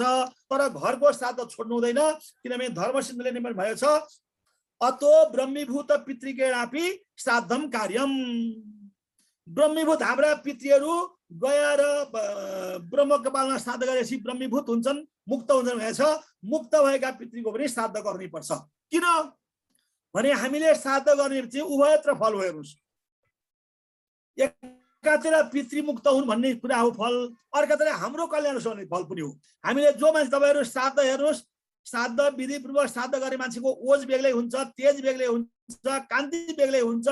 त्यस कारणले श्राद्ध गर्दाखेरि चाहिँ पितृले पाउने मात्रै होइन, पितृमुक्त हुने मात्रै होइन, तपाईँलाई भोलि आयु प्रजाम धनम विद्याम स्वर्गम मोक्षम सुखानी छ भनेको छ नि त। आयु प्रजाम धनम विद्याम स्वर्गम मोक्षम सुखानी छ। यत्रा बिच एउटा श्राद्ध गर्दा पाइन्छन्। हेर्नुहोस्, त्यस कारणले श्राद्ध गर्नु भनेको, विधिपूर्वक श्राद्ध गर्नु भनेको पितृको मुक्तिको लागि मात्रै नभएर तपाईँ हाम्रो कल्याणको लागि, हाम्रो परिवारको कल्याणको लागि, हाम्रो भोलिको भविष्यको कल्याणको लागि पनि भएको हुनाले श्राद्ध विधिपूर्वक गर्यो भने त्यसले हामीलाई ऊर्जा दिन्छ, त्यसले हामीलाई ओज दिन्छ, त्यसले हामीलाई शक्ति दिन्छ, त्यसले हाम्रो शक्तिसित पनि श्राद्ध सम्बन्धित छ। यी कुराहरू बुझेर हामीले श्राद्ध कर्म गर्नुपर्छ भन्ने कुरा मेरा धारणा राख्दै तपाईँहरूसित मैले बट्टा बोले भने क्षमा माग्दै म यसलाई प्रश्नोत्तरतिर लाग्ने गरी म बिदा हुन्छु। हरिओम तत्सत। हार्दिक आभार प्रकट गर्दा एउटा जिज्ञासा के आएको छ भनेदेखि मलाई यहाँ धेरैजना साथीहरूले भन्नुभएको श्राद्धमा चाहिँ यो काहीँ काहीँ केरा चढाउन हुँदैन भन्ने वचन पनि पाइँदो रहेछ। काहीँ काहीँ चाहिँ अब केराका बारेमा विधि पनि भेटिँदो रहेछ। त्यो वास्तवमा केरा चढाउन हुने कि नहुने भनेर मलाई धेरैजना साथीहरूले यो कुरा सोधिदिनु भन्नुभएको छ सर। यसका बारेमा हजुरको अध्ययन के कसो छ सर, यसको बारेमा बताइदिनुहुन्छ कि? यो केराको बारेमा के छ भने एउटा त वचन के पाइन्छ भने एउटा लौकिक वचन चाहिँ भगवान कृष्णले कलियुगका लागि 3टा चिज अमृत छोडेको, एउटा मालभोग केरा, एउटा बम्बई आँप, एउटा गाईको दुध। बम्बई आँप सधैँ पाइँदैन, तर गाईको दुध प्राय प्राय सधैँ पाइन्छ। त्यसैले गाईको दुधमा पिण्ड पकाउनु पर्ने, त्यो अमृतमय भएको हुनाले। अनि बम्बई आँप पाइँदैन, तर आँपको सिजनमा श्राद्ध पर्यो भने आँप अनिवार्य चढाउँछन् मान्छेहरूले। त्यसमा बम्बई आँप आयो भने सबभन्दा उत्तम हो। र तेस्रो चिज हो मालभोग केरा।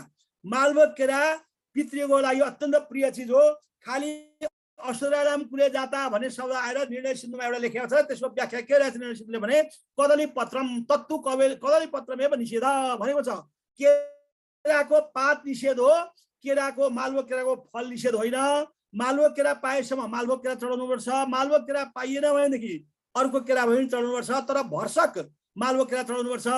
यो केरा चाहिँ के विशेषता छ भनेदेखि फलफुल मध्ये श्राद्धमा किन केरा नै चढाउनु पर्ने भनेदेखि हामीले काजक्रिया गर्न सुरु गरेका दिन सबभन्दा पहिलो चिज के खान्छौँ तपाईँहरू सबैलाई थाहा छ। काजक्रिया गर्ने दिन हामीले बेलुका खाने चिजै हामी क्षेत्रवास गर्दाखेरि पनि खाने चिज चाहिँ के हो भनेदेखि बेलुका घिउमा फुराएर केरा खान्छौँ। त्यो केरा नखाइकन हाम्रो काम सिद्ध हुँदैन। र त्यो केरा चाहिँ सबभन्दा पवित्र भनेरै त्यो केरा खान सुरु गरेको हामीले। र ऋषिमुनिहरूले दिएका छन् केरा चाहिँ सबभन्दा पवित्र फल हो। जो तपाईँहरूले केरा चढाउनु हुँदैन अहिले हल्ला आएको छ नि, जो श्लोक लेखिएको छ त्यो श्लोकको अर्थ नबुझेर हो। श्लोकको अर्थ स्पष्टसँग निर्णय सिन्धुमा लेखिदिएको छ, कदली पत्र निषेध भनेर लेखिदिएको छ। त्यसैले केराको पातमा प्रयोग गरेर पाइँदैन श्राद्ध क्षेत्रमा। केराको फल निषेध होइन, यो कुरा तपाईँहरूले स्पष्ट बुझ्नुहोस्। र केरा चाहिँ किन निषेध छैन भनेदेखि संसारको जुनसुकै भागमा जुनसुकै सिजनमा पाइने चिज पाइने एकमात्र फल हो केरा। त्यसैले केरा कहिले निषेध होइन, केराको पात चाहिँ कहिले चढाउनु हुँदैन। अर्को एउटा जिज्ञासा म यहाँ राखिहाल्छु। मलाई यो अरू कुनै साथीहरूले नै यो कुरा सोधिदिनु भनेर भन्नुभएको छ। एकजना व्यक्तिको चाहिँ आमा बुवा चाहिँ नि अष्टमी तिथिका दिन मृत्यु भएको रहेछ पहिले नै। अनि उहाँ चाहिँ अष्टमीका दिन बुवाको महालय श्राद्ध गर्नुहुँदो रहेछ। अनि त्यो त राम्रै भयो, बुवाको जुन तिथि थियो त्यही तिथिका दिन महालय श्राद्ध गर्दै गर्दै जानुभयो। अनि पछि चाहिँ उहाँकी आमा चाहिँ यही 16 श्राद्धको अष्टमी तिथिकै दिन बित्नु भएछ। भनिसकेपछि अब आमा बितेको हुनाले त्यो अष्टमीका दिन आमाको एक पार्वण श्राद्ध गर्नु पर्यो। अब बाबुको पनि महालय श्राद्ध त्यही दिन हो भनिसकेपछि त्यो ऊ कर्ता चाहिँ अब आमाको र बाबुको एकै दिन गर्न त उता तयार छन् गर्छन्। उनले प्रश्न के गरे भनेदेखि अब चाहिँ नि मैले बाबुको महालय तिथि अष्टमी भएको हुनाले अष्टमीका दिन महालय नै श्राद्ध गर्नुपर्छ। आमाको एकबारमण तिथि त झन् त्यो त्यसै दिन गर्नु पर्यो, अर्का दिन सार्ने कुरो भएन। अब दुईटा श्राद्ध एकै दिन गर्नका लागि श्राद्ध काल भनेको एक पार्वणको पनि अपराह्न काल हो, महालयको पनि अपराह्न काल हो। त्यो काललाई पनि श्राद्धमा महत्त्व दिइन्छ भनेपछि एकै दिन मैले दुईटा श्राद्ध गर्दाखेरि चाहिँ अब एउटाको चाहिँ काल उल्लङ्घन हुने भयो।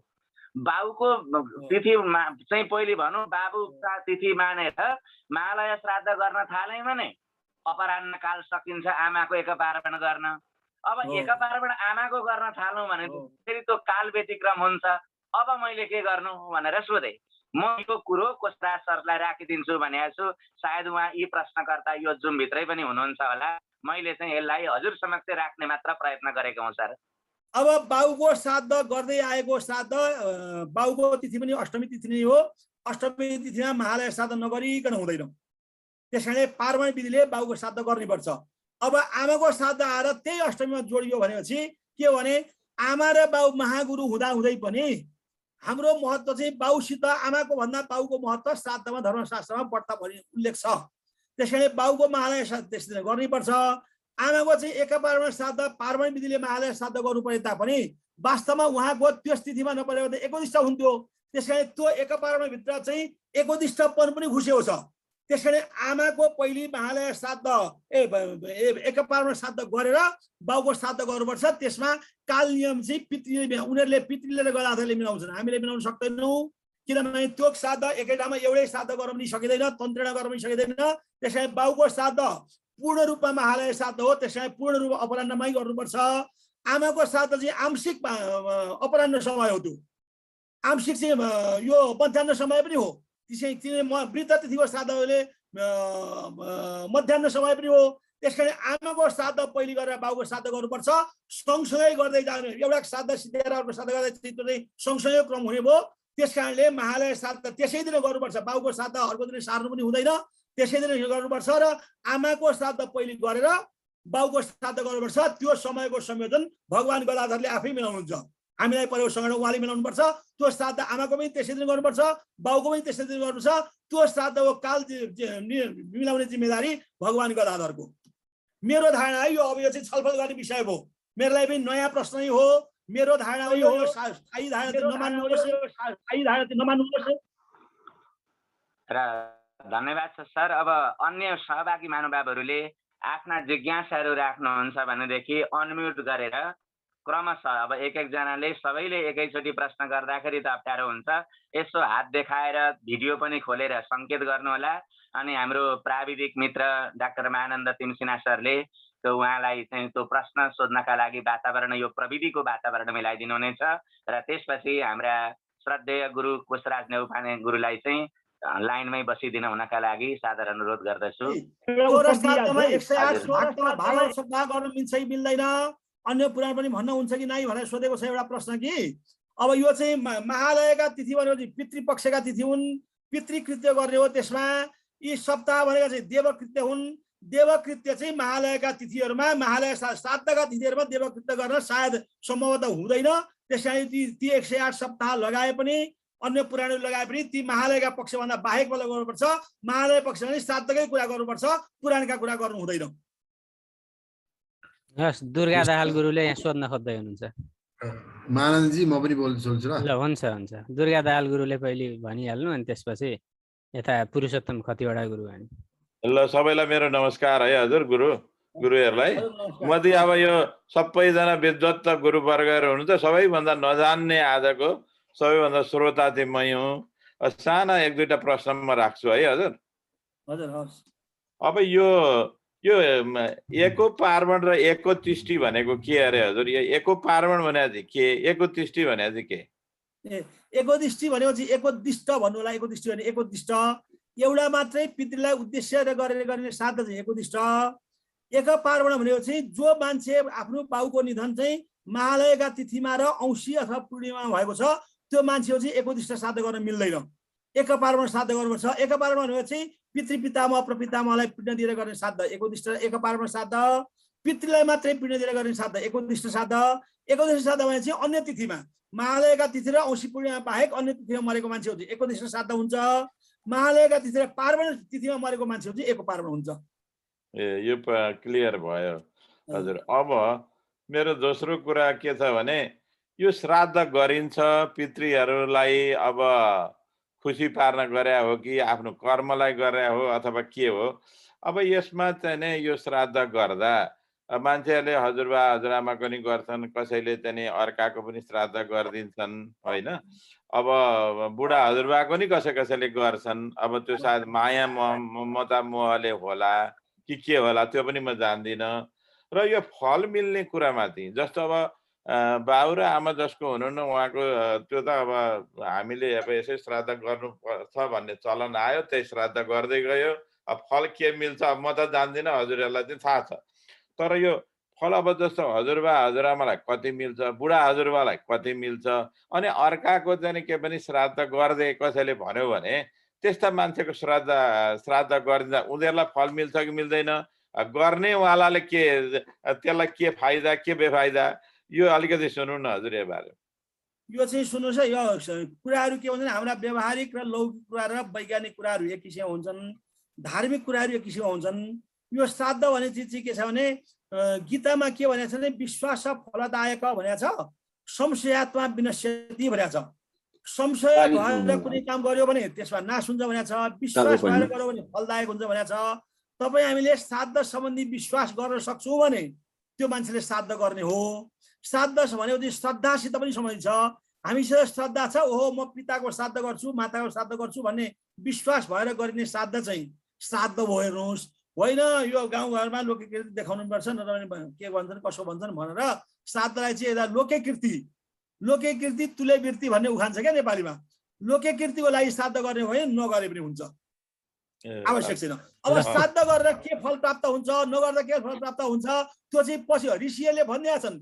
तिमीले श्राद्ध गर्यो भने तिमी पनि आयु विद्या सब यशो वृद्धि हुन्छ, गरेनौ भने तेसाम रक्तम पिबन्तिते भनेको छ कात्यायनले। श्राद्ध र तर्पण नगर्ने मान्छेको पितृले रगत पिउँछन् भनेको छ। अब त्यो रगत पिउँछन् भनेपछि गर्ने कि नगर्ने बडा कडा वचन छ हेर्नुहोस्। त्यस कारणले श्राद्ध गर्ने मान्छे श्राद्ध राम्रोसित गर्ने मान्छे श्राद्ध नगर्ने मान्छेका समाजमा कहिले त्यसको फल प्राप्त हुन्छ? किनभने मान्छेका फलहरू चाहिँ विभिन्न यो पालामा भने अर्को पुस्तामा पनि हुन्छ भने हामी त पुनर्जन्म पनि विश्वास गर्छ नि हिन्दू धर्मले। त्यसैले हामीले फल प्राप्त गरेको कुरा के गरी फल प्राप्त हुन्छ भन्ने कुरा ठेगानै छैन। त्यस कारणले ऋषि वचनले भनेको हुनाले र हामीले श्रद्धा गरेको हुनाले त्यस्तो मान्छेले श्राद्ध गर्नुपर्छ। श्रद्धा छैन भने ऋषिका वचनसँग म मान्दिनँ भन्छ भने त्यो श्राद्ध गरिरहनु पर्ने जरुरत छैन। हजुर। अब मेरो तेस्रो कुरा चाहिँ के छ भने यो कति पुस्तासम्मलाई चाहिँ श्राद्ध गर्नु त्यहाँ राम्रो हुन्छ अथवा फल मिल्छ के हुन्छ होला? यो त्यो त अब एकोदिश श्राद्ध एकजनाको गरिन्छ, महालय श्राद्ध 3 जनाको गरिन्छ। महालय श्राद्धमा 3 पुस्ताको गर्दाखेरि त्यहाँ लेपभाग भन्ने एउटा वचन आउँछ तल पिण्ड दिइसकेपछि त्यो लेपभाग चाहिँ 3 पुस्ताभन्दा माथि 6 पुस्तासम्म हुन्छ। अनि अब प्रौष्ठपति श्राद्धमा चाहिँ 6 पुस्ता त श्राद्धै हुन्छ भनेपछि त्यहाँ पनि लेपभाग हुन्छ 9 पुस्तासम्म। यहाँ हेर्नुहोस् 10 पुस्ता हामीले 10 दिन जुठो बार्छौँ नि, 10 दिन जुठो बार्नु र 10 दिन सुतक बार्नुमा एउटा वैज्ञानिक कारण छ। त्यो के हो भने हामीले श्राद्ध पनि 10 पुस्ताको श्राद्ध गर्छौँ। हामी 10 महिना आमाको गर्भमा बस्छौँ र जन्मिन्छौँ। त्यस कारणले हामीले 10 दिन जुठो बार्नुपर्ने 10 दिन सुतक बार्नुपर्ने यो हो भने जस्तो लाग्छ मलाई। किनभने 10 पुस्ताको श्राद्ध गर्नुपर्छ, 10 दिन जुठो पनि बार्नुपर्छ, 10 दिन सुतक पनि बार्नुपर्छ। किनभने सुतक बार्नु परेको कारण चाहिँ 10 दिनमा हामी 10 महिनामा हामी आमाको कोखमा जन्मिएका हुन्छौँ। 10 महिनाको 10 दिन भयो त्यो सुतक बार्नुपर्ने। 10 पुस्ताको हामी श्राद्ध गर्छौँ। त्यसैले 10 पुस्ताको श्राद्ध गर्यो भने 10 दिन जुठो लाग्छ। त्यसैले 10 पुस्ताको श्राद्ध गरेर पुस्तुको कल्याण हुन्छ। हेर्नुहोस् एउटा पुस्तामा एउटा मान्छे जस्तो भगीरथ जन्मिएर त 21 पुस्ताको कुल उद्धार गरे भनेको छ। त्यसैले कुनै मान्छे कुलाङ्गार भयो भने कुलभूषण भयो भने त्यसले 21 कुल तार्छ भनेको छ। कुलाङ्गार भयो भने माथिका 21 कुल तलका 21 कुल चाहिँ नाश गर्छ भनेको छ। त्यसैले यो वचन चाहिँ सामान्य हामीले उपन्यास र कथा लेखे जस्तो वचन होइन, ती मन्त्र रष्टा ऋषिहरूले लेखेका वचन हुन्। ती वचनलाई हामीले खण्डन गर्न सक्ने तागत हामीहरूमा आउनलाई धेरै टाइम लाग्छ। त्यो चाहिँ होस गर्नुपर्छ। हस् दुर्गा गुरुलाई एक दुईटा अझै पनि क्वेसन छ है मेरो। अब एउटा चाहिँ के भनेदेखि अब जस्तो कसैको कोही अब रामकुमार अथवा श्यामकुमार कसैको उसको बुवा खस्नु भएको छ, तर उसको चाहिँ आमा चाहिँ हुँदै हुनुहुन्छ, तर त्यो आमा चाहिँ नि त्यो अर्कासँग बिहा गरेर जानुभयो। बाउ खस्नुभयो, आमाले चाहिँ नि आफ्नै आमाले चाहिँ अर्कासँग बिहा गरेर जानुभयो, हुँदै हुनुहुन्छ, तर उसलाई पालन पोषण चाहिँ नि सौतेनी आमाले गरिन्। अब सौतेनी आमा हुनुहुन्न, सौतेनी आमाका अरू कुनै पनि सन्तान छैनन् भनेपछि त्यो सौतेनी आमाको श्राद्ध चाहिँ त्यो छोराले गर्न मिल्छ कि मिल्दैन? गर्न मिल्छ भने गर्न अनिवार्य पर्छ। त्यो सौतेनी आमाको श्राद्ध गर्नलाई आमा बाउ पनि मृत्यु हुनु पर्दैन। बाउको मृत्यु नभएर आमाको मृत्यु भएको छ भने त्यो सौतेनी आमाको श्राद्ध उसले गर्नुपर्छ र अहिले त झनै पर्छ। अनि पहिलो गएकी आमा चाहिँ के छ, पहिलो गएकी आमा पनि त्यो चाहिँ अब लौकिक कुरा हो, उसको गोत्र परिवर्तन हुँदैन। त्यस कारणले पहिलो गएकी आमाको उतापट्टि छोराले गर्ने अधिकार, त्यो क्रिया गर्न चाहिँ उनीहरूले अधिकार पनि छैन। यही जुन छोरा पहिला गए पनि त्यही छोराले श्राद्ध गर्नुपर्छ, त्यही छोराले क्रिया गर्नुपर्छ। अब यहाँ एउटा प्रश्न आएको छ है तपाईँहरूलाई, यो कृपया सञ्चालकज्यूले सोध्न अनुरोध छ भन्नुहोस्। सञ्चालकले प्रश्न सोध्यो भने थोरै समय खर्च हुनेछ, हेर्नुहोस्। अरूले सोध्यो भने धेरै समय खर्च हुनेछ। यहाँ मलाई के आएको छ भने बर्खीमा श्राद्ध गर्न मिल्छ कि नै भन्ने प्रश्न आएको छ, अभिधर्मको बारेमा पनि भनिदिनुहोस् भन्ने प्रश्न आएको छ। त्यसैले बर्खीमा श्राद्ध गर्नै पर्छ। बर्खी बारेको बेला अरूको श्राद्ध गर्न मिल्दैन। आफ्ना बाउको बर्खीमा आमा पहिली बितेको छ भने आमाको श्राद्ध र आफ्नो आमाको बाउ पहिली बितेको छ भने आमाको बर्खीमा बाउको श्राद्ध, दुईटैको श्राद्ध गर्नुपर्छ। यसमा ठुलो शास्त्र भएको छ। त्यसका बारेमा मैले योभन्दा पहिलेका 8 घण्टाका श्रृङ्खलामा प्रशस्त मात्रामा चर्चा गरेको छु, त्यो पनि सुन्नु होला। र अर्को के छ भने अभिधवा नवमीको श्राद्धको चर्चा गर्नु होला भन्नुभएको छ। अभिधवा नवमीको श्राद्ध के हो त भने बाउको मृत्युभन्दा पहिले नै आमाको मृत्यु भएको छ भने त्यो मानिसलाई भन्छ अभिधवा मृत्यु। अभिधवा मृत्यु भएका मान्छेको मृत्यु जुनसुकै तिथिमा भएको भए तापनि महालयको नवमीको दिन उसको श्राद्ध गरिदिनुपर्छ। तर बाउको मृत्युपछि त्यो श्राद्ध गरे पनि हुन्छ नगरे पनि हुन्छ भनेको छ। अब बाउको तिथिमा श्राद्ध भइहाल्छ। अभिधवा नवमी श्राद्ध चाहिँ त्यस्तो छ। त्यसबारे मैले अरू श्रृङ्खलाहरूमा बताएको छु है।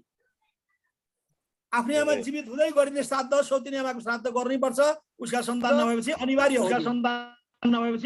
हो, त्यो।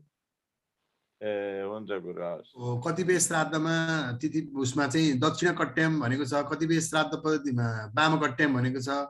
दुईटै पाइयो। यथार्थ कुरो के हो यो कुरो? अरू जिज्ञासाहरू थिए ती शान्त भयो, तर एउटा जिज्ञासा चाहिँ रह्यो गुरु। यो यस्तो दक्षिण कट्याम र वाम कट्याम भनेको शङ्का जहाँ भयो नि, त्यो शङ्काको निवारण गर्ने हाम्रो एउटै ग्रन्थ हो कात्यायनको गृहसूत्र र त्यसका 5वटा टीका। त्यो कात्यायनको गृहसूत्र त्यसको 5वटा टीकामा के भनेको छ भनेदेखि वाम कट्याम भनेको चाहिँ दैविक श्राद्धमा हो, आविदैविक श्राद्धमा हो। दक्षिण कट्याम भनेको चाहिँ तिथि श्राद्धमा हो। त्यस कारणले तस्मात् कात्यायन मतानुसारेणाम दक्षिण कट्यामेव धारयेत् भनेर तोकेर लेखिदिएको छ। त्यस कारण हामीले एकोद्देश्य श्राद्ध र महालय श्राद्धहरूमा आविदैविक श्राद्ध बाहेक सम्पूर्ण तिथि श्राद्धहरूमा दक्षिण कट्टीमा चाहिँ निबन्ध गर्नुपर्छ, वाम कट्टीमा होइन। हुन्छ। भीम निरौला गुरु जिज्ञासा राख्नु होला। कता प्रश्न सोध्नुहोस्, चुप लाग्नुहोस् ल। गुरु श्रीनारायण, मेरो चाहिँ दुईटा प्रश्न छ। एउटा अघि दिपक गुरुले उठाउनु भएको प्रसङ्गमा अष्टमी तिथिमा आमा र बुवाको एकैचोटि गर्नुपर्ने हुँदाखेरि एकैजना ब्राह्मणले दुईटै श्राद्ध गर्न मिल्यो कि अथवा बेग्लै ब्राह्मण चाहियो? बेग्लै ब्राह्मण चाहिदैन, एउटै ब्राह्मणले गर्नु। ब्राह्मण कहिले अशुद्ध हुँदैन, एउटै ब्राह्मणले दुईटै श्राद्ध गर्न मिल्छ। त्यो भयो। अर्को भन्नुहोस्। अनि अर्को प्रश्न गर्दै बाबा, यो बजारमा जति पनि पुस्तकहरू पहिला आए, जति पनि हामीलाई पढाइयो अथवा अहिले सबै गुरुहरूको हातमा जुन जुन पुस्तकहरू छन्, त्यो सबै पुस्तकहरूमा यो पार्वण श्राद्ध चाहिँ शास्त्र पद्धति अनुसार नछापिएको रहेछ। अब यसलाई चाहिँ कसरी यजमानहरूलाई चाहिँ विश्वास दिलाएर यसलाई सुधार्न सकिन्छ त? अब यो चाहिँ म यो मेरो पार्वणको किताब निस्किएपछि, मेरा 5वटा भोलम किताब निस्किएपछि म एक किसिम देशव्यापी दौडा गर्ने पक्षमा छु, म छलफल गर्ने पक्षमा छु। म विश्वविद्यालयमा पनि मैले अनुरोध गरेको छु र पाठ्यक्रम विकास केन्द्रलाई पनि मैले अनुरोध पठाएको छु र यी सबै ठाउँमा छलफल होस् भन्ने नै मेरो पनि चाहना छ। तपाईँले भनेअनुसार छलफल हुनु जरुरी छ, किनभने श्राद्ध कार्यमा नयाँ चेतना आएको छ, धेरै मान्छेमा श्राद्ध कार्यमा ज्ञान आएको छ। किनभने पहिले पण्डितहरूले जे कुरा भन्थे त्यस कुरा मात्रै कुरा आउँथे। अब अहिले पण्डितले भन्ने ठाउँ पनि छैन। पण्डितहरूले चाहिँ संस्कृतमा मात्रै भन्थे, अहिले नेपालीमा पनि अनुवाद गरेर धेरै कुराहरू आएका छन्। त्यस कारण यो शास्त्रीय बहस, राष्ट्रिय बहसको विषय छ। म आफू मेरो तर्फबाट बहस गर्न तयार छु। हस् गुरु, धेरै धेरै हस्, धन्यवाद। अर्को अब यहाँ यहाँ मात्रै श्राद्ध अब आमाको बर्खी छ भने बाउको मात्रै एक पार्वण विधिले महालय श्राद्ध चाहिँ गर्न हुन्छ। अब मगा श्राद्धको दिन श्राद्ध गर्ने कि सुन्नुहोस् है, मगा श्राद्धको दिन श्राद्ध गर्ने कि नगर्ने भएको छ। यो कुरामा धेरै प्रश्न उत्तर आएका छन्, किताबमा स्पष्ट ल्याएको छ। आज पनि देवमणि भट्टराईले पनि आज बिहानको एउटा जुन कार्यक्रममा स्पष्टसँग भन्नुभएको छ, मगा श्राद्ध भनेको चाहिँ नक्षत्र श्राद्ध हो, मगा श्राद्ध चाहिँ छुट्टै श्राद्ध हो र बाउको तिथि श्राद्ध छुट्टै हो। त्यस कारण जसले म मगा श्राद्ध गर्दैछु भनेर कसैले श्राद्ध गर्न चाह्यो भने त्यसले चाहिँ आफ्नो छोरा छन् भने त्यसले अपिण्डक श्राद्ध गर्नुपर्छ, छोरा नहुनेले सपिण्डक श्राद्ध गर्नुपर्छ। मगा श्राद्ध नक्षत्रलाई लिएर गरिने श्राद्ध। तर आफ्नो बाउको तिथिमा गरिने श्राद्ध चाहिँ अशक्त पितृपक्षेतु करत्येक दिने यदि निषिद्धेपि दिने कुर्यात् पिण्डदानम यथाविधि। आफ्नो बाउको मात्रै तिथिलाई लिएर गरिने श्राद्ध चाहिँ कसैका बाउ इन्द्रा बाउ चन्द्रले पनि छेक्दैनन्। आफ्नो बाउको मृत तिथिमा गरिने एक पार्वणिक उद्दिष्ट श्राद्धलाई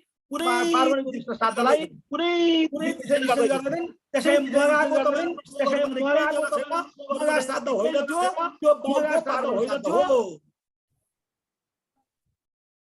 भयो होइन? यो अब भयो। अरू जिज्ञासा पनि यहाँ च्याट बक्समा थुप्रै आएका छन्। बाउको पार्वण श्राद्धलाई, बाउको कुनै पनि श्राद्धलाई दाजुको मृत्युले छेक्दैन। दाजुको मृत्युले छेक्ने भनेको 13 दिन मात्रै हो। 13 दिनका दिन पनि बाउको श्राद्ध पर्यो भने दाजुको क्रिया काम छोराले गर्दै गर्छन्, अर्को छोराले बाउको श्राद्ध गर्नै पर्छ। बाउको श्राद्धलाई कुनै चिजले 13 दिनका जुठोका 12 दिनका जुठा र 10 दिनका जो 11 दिनका आशौच, यो मरणाशौच र जनाशौच बाहेक बाउको मृततिथिलाई कुनै चिजले छेक्दैन।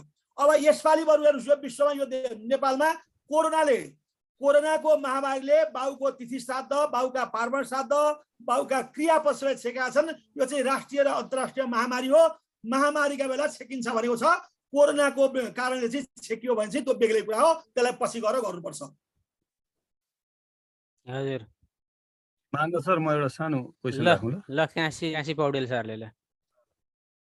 सबैजनालाई नमस्कार। मैले एउटा सानो जिज्ञासा राख्न खोजेँ। जस्तो यो पिण्ड पितृ यज्ञ जुन छ गुरु, त्यसमा यो 82 उत्तरे यजमान लोमानी वा भनेको छ, यो चाहिँ त्यो पिण्ड पितृ यज्ञसँग मात्रै सम्बन्धित हो कि अन्य श्राद्ध कर्मसँग पनि सम्बन्धित हो? यो एउटा प्रश्न।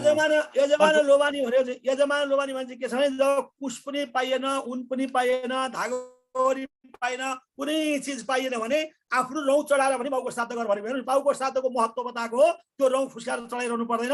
तपाईँले उन पनि चढाउनु पाउनु भएन, सूत्र पनि चढाउनु पाउनु भएन, यज्ञोपवीत पनि भएन, कुनै चिज भएन भने एउटा रौँ निकालेर पनि बाउको श्राद्ध गर भनेको हो। त्यो अर्को प्रश्न मैले जस्तो त्यही पिण्ड पितृ यज्ञकै सन्दर्भमा ऋतुस्नाता पुत्रकामा पत्नी मध्यम पिण्डम भुञ्जित भन्छ।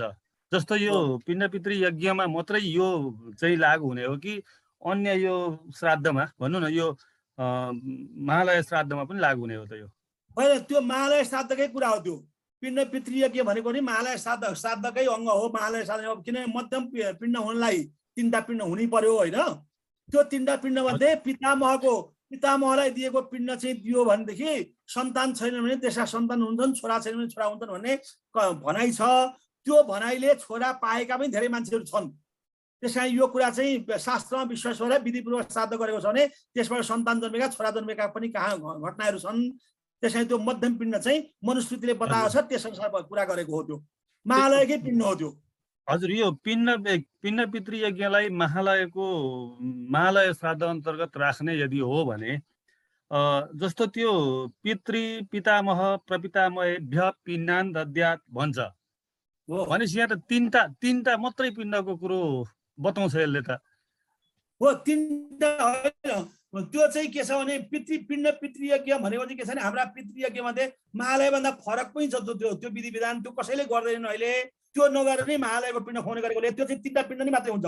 त्यो 3टा पिण्ड मध्ये पितामहको पिण्ड चाहिँ त्यो चाहिँ खुवाउनु पर्ने हो पत्नीलाई। भनेपछि पिण्ड पितृ यज्ञ गर्यौं यदि भने हामीले 3टै मात्रै यो महालयको उसमा भनौँ न, 3टै मात्रै पिण्ड दिने कुरा हो त्यसमा। अनि यसमा जस्तो अर्को कुरो मलाई यो जस्तो सारतण्डुलम अपूर्णम सपयित्वा अभिगार्यत् उद्वास्य मेक्षणेन जुहति अग्नय इति सोमाय भन्ने जुन सूत्र छ, यो हो। यो हामी महालयमा यो विधि चाहिँ किन दुनामा गर्छौँ? यो अग्नौकरणको कुरा गर्नु हो तपाईँले होइन? होइन अग्नौकरण भन्दा पनि यो होमकै विधि छ नि, अग्नय स्वाहा इति सोमाय स्वाहा भनेर। हो त्यो चाहिँ अग्नाय स्वाहा भनेर जुन अग्नौकरणकै विधि हो, त्यो हामीले कात्यायन पद्धतिवाले चाहिँ जलमा गर्नु भनेको छ। त्यो अग्नौकरणै हो त्यो। अरू ऋग्वेदी र सामवेदीहरूले होम नै गर्छन् होइन। हाम्रो होम चाहिँ कात्यायनले के भन्छ भने अग्निमै त्यो जलमै सबै किसिमको अग्नि पनि भएको हुनाले जलमै गर्नु भनेको छ। त्यो जलमै गर्ने हो। त्यो जलमा पनि जलको छेउमा भनेको छ। अझ कात्यायनले त जलमा गर्नु भनेपछि जलमा छेउमा गर्नु भनेको छ। त्यो मैले मेरो श्राद्ध पद्धतिमा त्यो उल्लेख गरेको छु। जस्तो भनौँ न कात्यायन स्रोत सूत्रको वचन अनुसार त्यो सूत्र अनुसार त होमै गर्ने विधि नै बताउँछ त यसले त गुरु होइन। अग्लो यो यसमा होम त के छ भने जलमै होम गर्नु भनेको छ नि कात्यायनले हामीलाई चाहिँ। त्यही हो होम जलमै। अग्नौकरण होमन्तु के जले के सयदापाम समीपे स्यात् भनेको छ। जल गर्नु भनेको चाहिँ जलको छेउमा गर है भनेको छ। र जलको छेउमा अर्को दुलो राखेर गर्नुपर्छ, जललाई छेउमा साक्षी राखेर। त्यसैले त्यो जलमै गरिने होम हो हाम्रो चाहिँ कात्यायन पद्धति हो। अरू होम होइन, अग्निमा गरिने होम होइन। हजुर यहाँ च्याट बक्समा भएका केही जिज्ञासाहरू म यहाँ सुनाउँछु। कतिपयको त उत्तर पनि दिइसक्नु भएको छ। जस्तो पार्वण श्राद्धमा पूर्णिमा तिथिको लागि केही जानकारी गराइदिनु होला भनेर चाहिँ यहाँ सुनिल शर्माले सोध्नु भएको छ। त्यो पूर्णिमा चाहिँ के छ भने पूर्णिमा तिथिमा र चतुर्दशी तिथिमा मर्नेहरूको महालय पूर्णिमा तिथिमा हुँदैन र चतुर्दशी तिथिमा मरेको महालय पनि चतुर्दशीमा हुँदैन। त्यसको कारण के हो त भने पूर्णिमा तिथि शुक्ल पक्षको तिथि हो। अपर पक्षा भावाद भनेको छ सूत्रमा। अपर पक्ष भनेको कृष्ण पक्ष, शुक्ल पक्ष भनेको शुक्ल पक्ष भयो पूर्व पक्ष। पूर्व पक्ष र अपर पक्ष हुन्छ। अपर पक्ष भनेको चाहिँ कृष्ण पक्ष, पूर्णिमा चाहिँ शुक्ल पक्षको तिथि हो। त्यसैले शुक्ल पक्षमा चाहिँ अपर पक्ष नभएको हुनाले शुक्ल पक्षको पूर्णिमाको तिथिको श्राद्ध चाहिँ अष्टमी, द्वादशी र औँसीमा गर्नु। तीनटा तिथिमा पनि मिलेन भने भरणी नक्षत्र र व्यतिपात योगमा गर्नु भनेको छ पूर्णिमाको श्राद्ध। त्यस्तै चतुर्दशीको श्राद्ध पनि चतुर्दशीमा हुँदैन महालय श्राद्ध।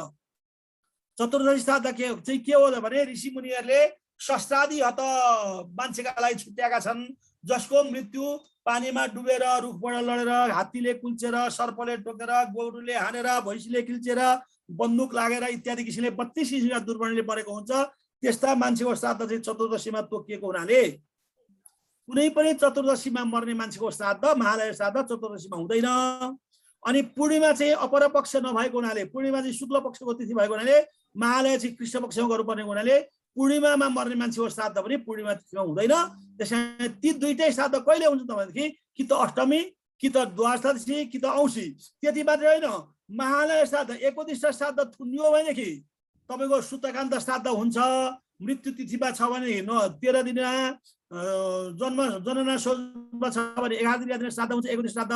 तर पार्वण श्राद्ध चाहिँ यो महालय श्राद्ध चाहिँ यदि थुनियो भने थुनिएका सूतका उछेका भोलिपल्ट हुँदैन। त्यो श्राद्ध पनि के भन्छ भने कि त अष्टमी, कि त द्वादशी, कि त औँसी भन्छ। त्यस कारणले तिथि श्राद्धका लागि अष्टमी, द्वादशी र औँसी पर्व मानिन्छन्। त्यस कारणले पूर्णिमा मर्ने मान्छेको, चतुर्दशीमा मर्ने मान्छेको र सूतक थुनिएका उक्सिएको श्राद्ध गर्ने विधान चाहिँ अष्टमी, द्वादशी र औँसीमा छ। त्यो औँसीमा पनि श्राद्ध गर्न उक्सिएन भनेदेखि प्रतिपदा, द्वितीया, तृतीया, चौथी, पञ्चमी आश्विन शुक्ल पक्षका पञ्चमीसम्मका गौण महालय भनेर गौण मानेर चाहिँ त्यसमा महालय गर्ने चलन छ। त्यस कारण यो बुझ्नु होला, चतुर्दशीमा मर्नेको, पूर्णिमा मर्नेको श्राद्ध अष्टमी, द्वादशी र औँसीमा हुन्छ र थुनिएको श्राद्ध पनि अष्टमी, द्वादशी र औँसीमा हुन्छ। त्यसमा भएन भने यो दशैंका पञ्चमीसम्म हुन्छ।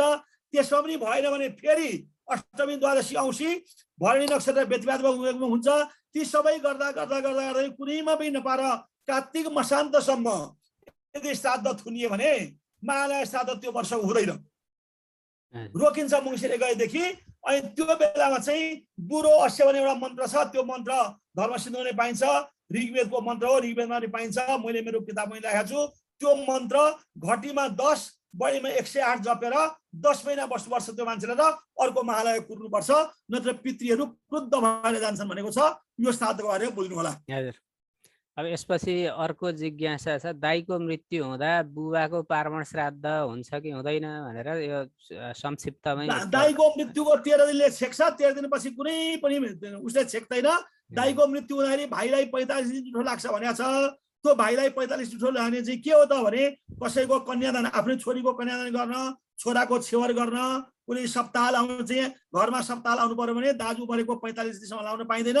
नत्र बाउका श्राद्ध जनाना शौचका 11 दिन, मरणा शौचका 13 दिन बाहेक अरू कुनै किसिमका कुराले बाउको श्राद्ध छेकिँदैन, आमाको श्राद्ध छेकिँदैन। हजुर। अब अर्को अनि यहाँ एउटा प्रश्न आएको छ, सुन्नुहोस् है। हाम्रोतिर 13 दिनसम्म केराको पात उल्टो पारेर खान्छन् भन्ने लेख्नुभयो उहाँले। यो चलन हो, चलनलाई मैले केही भन्न सक्दिनँ, तर शास्त्रमा चाहिँ श्राद्ध क्रियाकर्ममा केराको पात निषिद्ध छ। खाने चलन छ भने अब छोडिदिनुहोस् भन्छु म त। अब जानिसकेपछि केरा शुद्ध हो, केराको पात शुद्ध होइन। केराको पात उल्टो पारेर त कुनै पातमा खानै हुँदैन। त्यसैले सालका पातमा खानुहोस्, अरू कुनै पातमा खानुहोस्, तर केराका पातमा नखानुहोस्। अर्को गुरु नमस्कार। अब यहाँ 16 श्राद्ध अधिक मास परेको बेलाको प्रश्न आएको छ एउटा, म यो जवाब दिइहाल्छु है। हजुर। अधिक मास परेको बेला मान्छेको मरेको मान्छेको श्राद्ध कहिले गर्ने भन्ने कुरा आएको छ कि अधिक मास चाहिँ दुईटा कुरा हेर्नु पर्यो। जस्तो कृष्ण पक्षमा कुनै अधिक कृष्ण पक्षमा कुनै मान्छे मरेको छ भनेदेखि त्यसको अर्को वर्ष चाहिँ त्यो महिनाभन्दा पल्लो महिनाको कृष्ण पक्षमा हुन्छ, किनभने शुद्ध कृष्ण पक्षमा उसको मृत्यु नै भएको थिएन। जस्तो गत वर्ष म उदाहरण दिन्छु, गत वर्ष आश्विनमा चाहिँ अधिक मास परेको थियो। आश्विनी कृष्ण पक्षभन्दा अधिक कृष्ण पक्ष चाहिँ पछाडि आउँछ।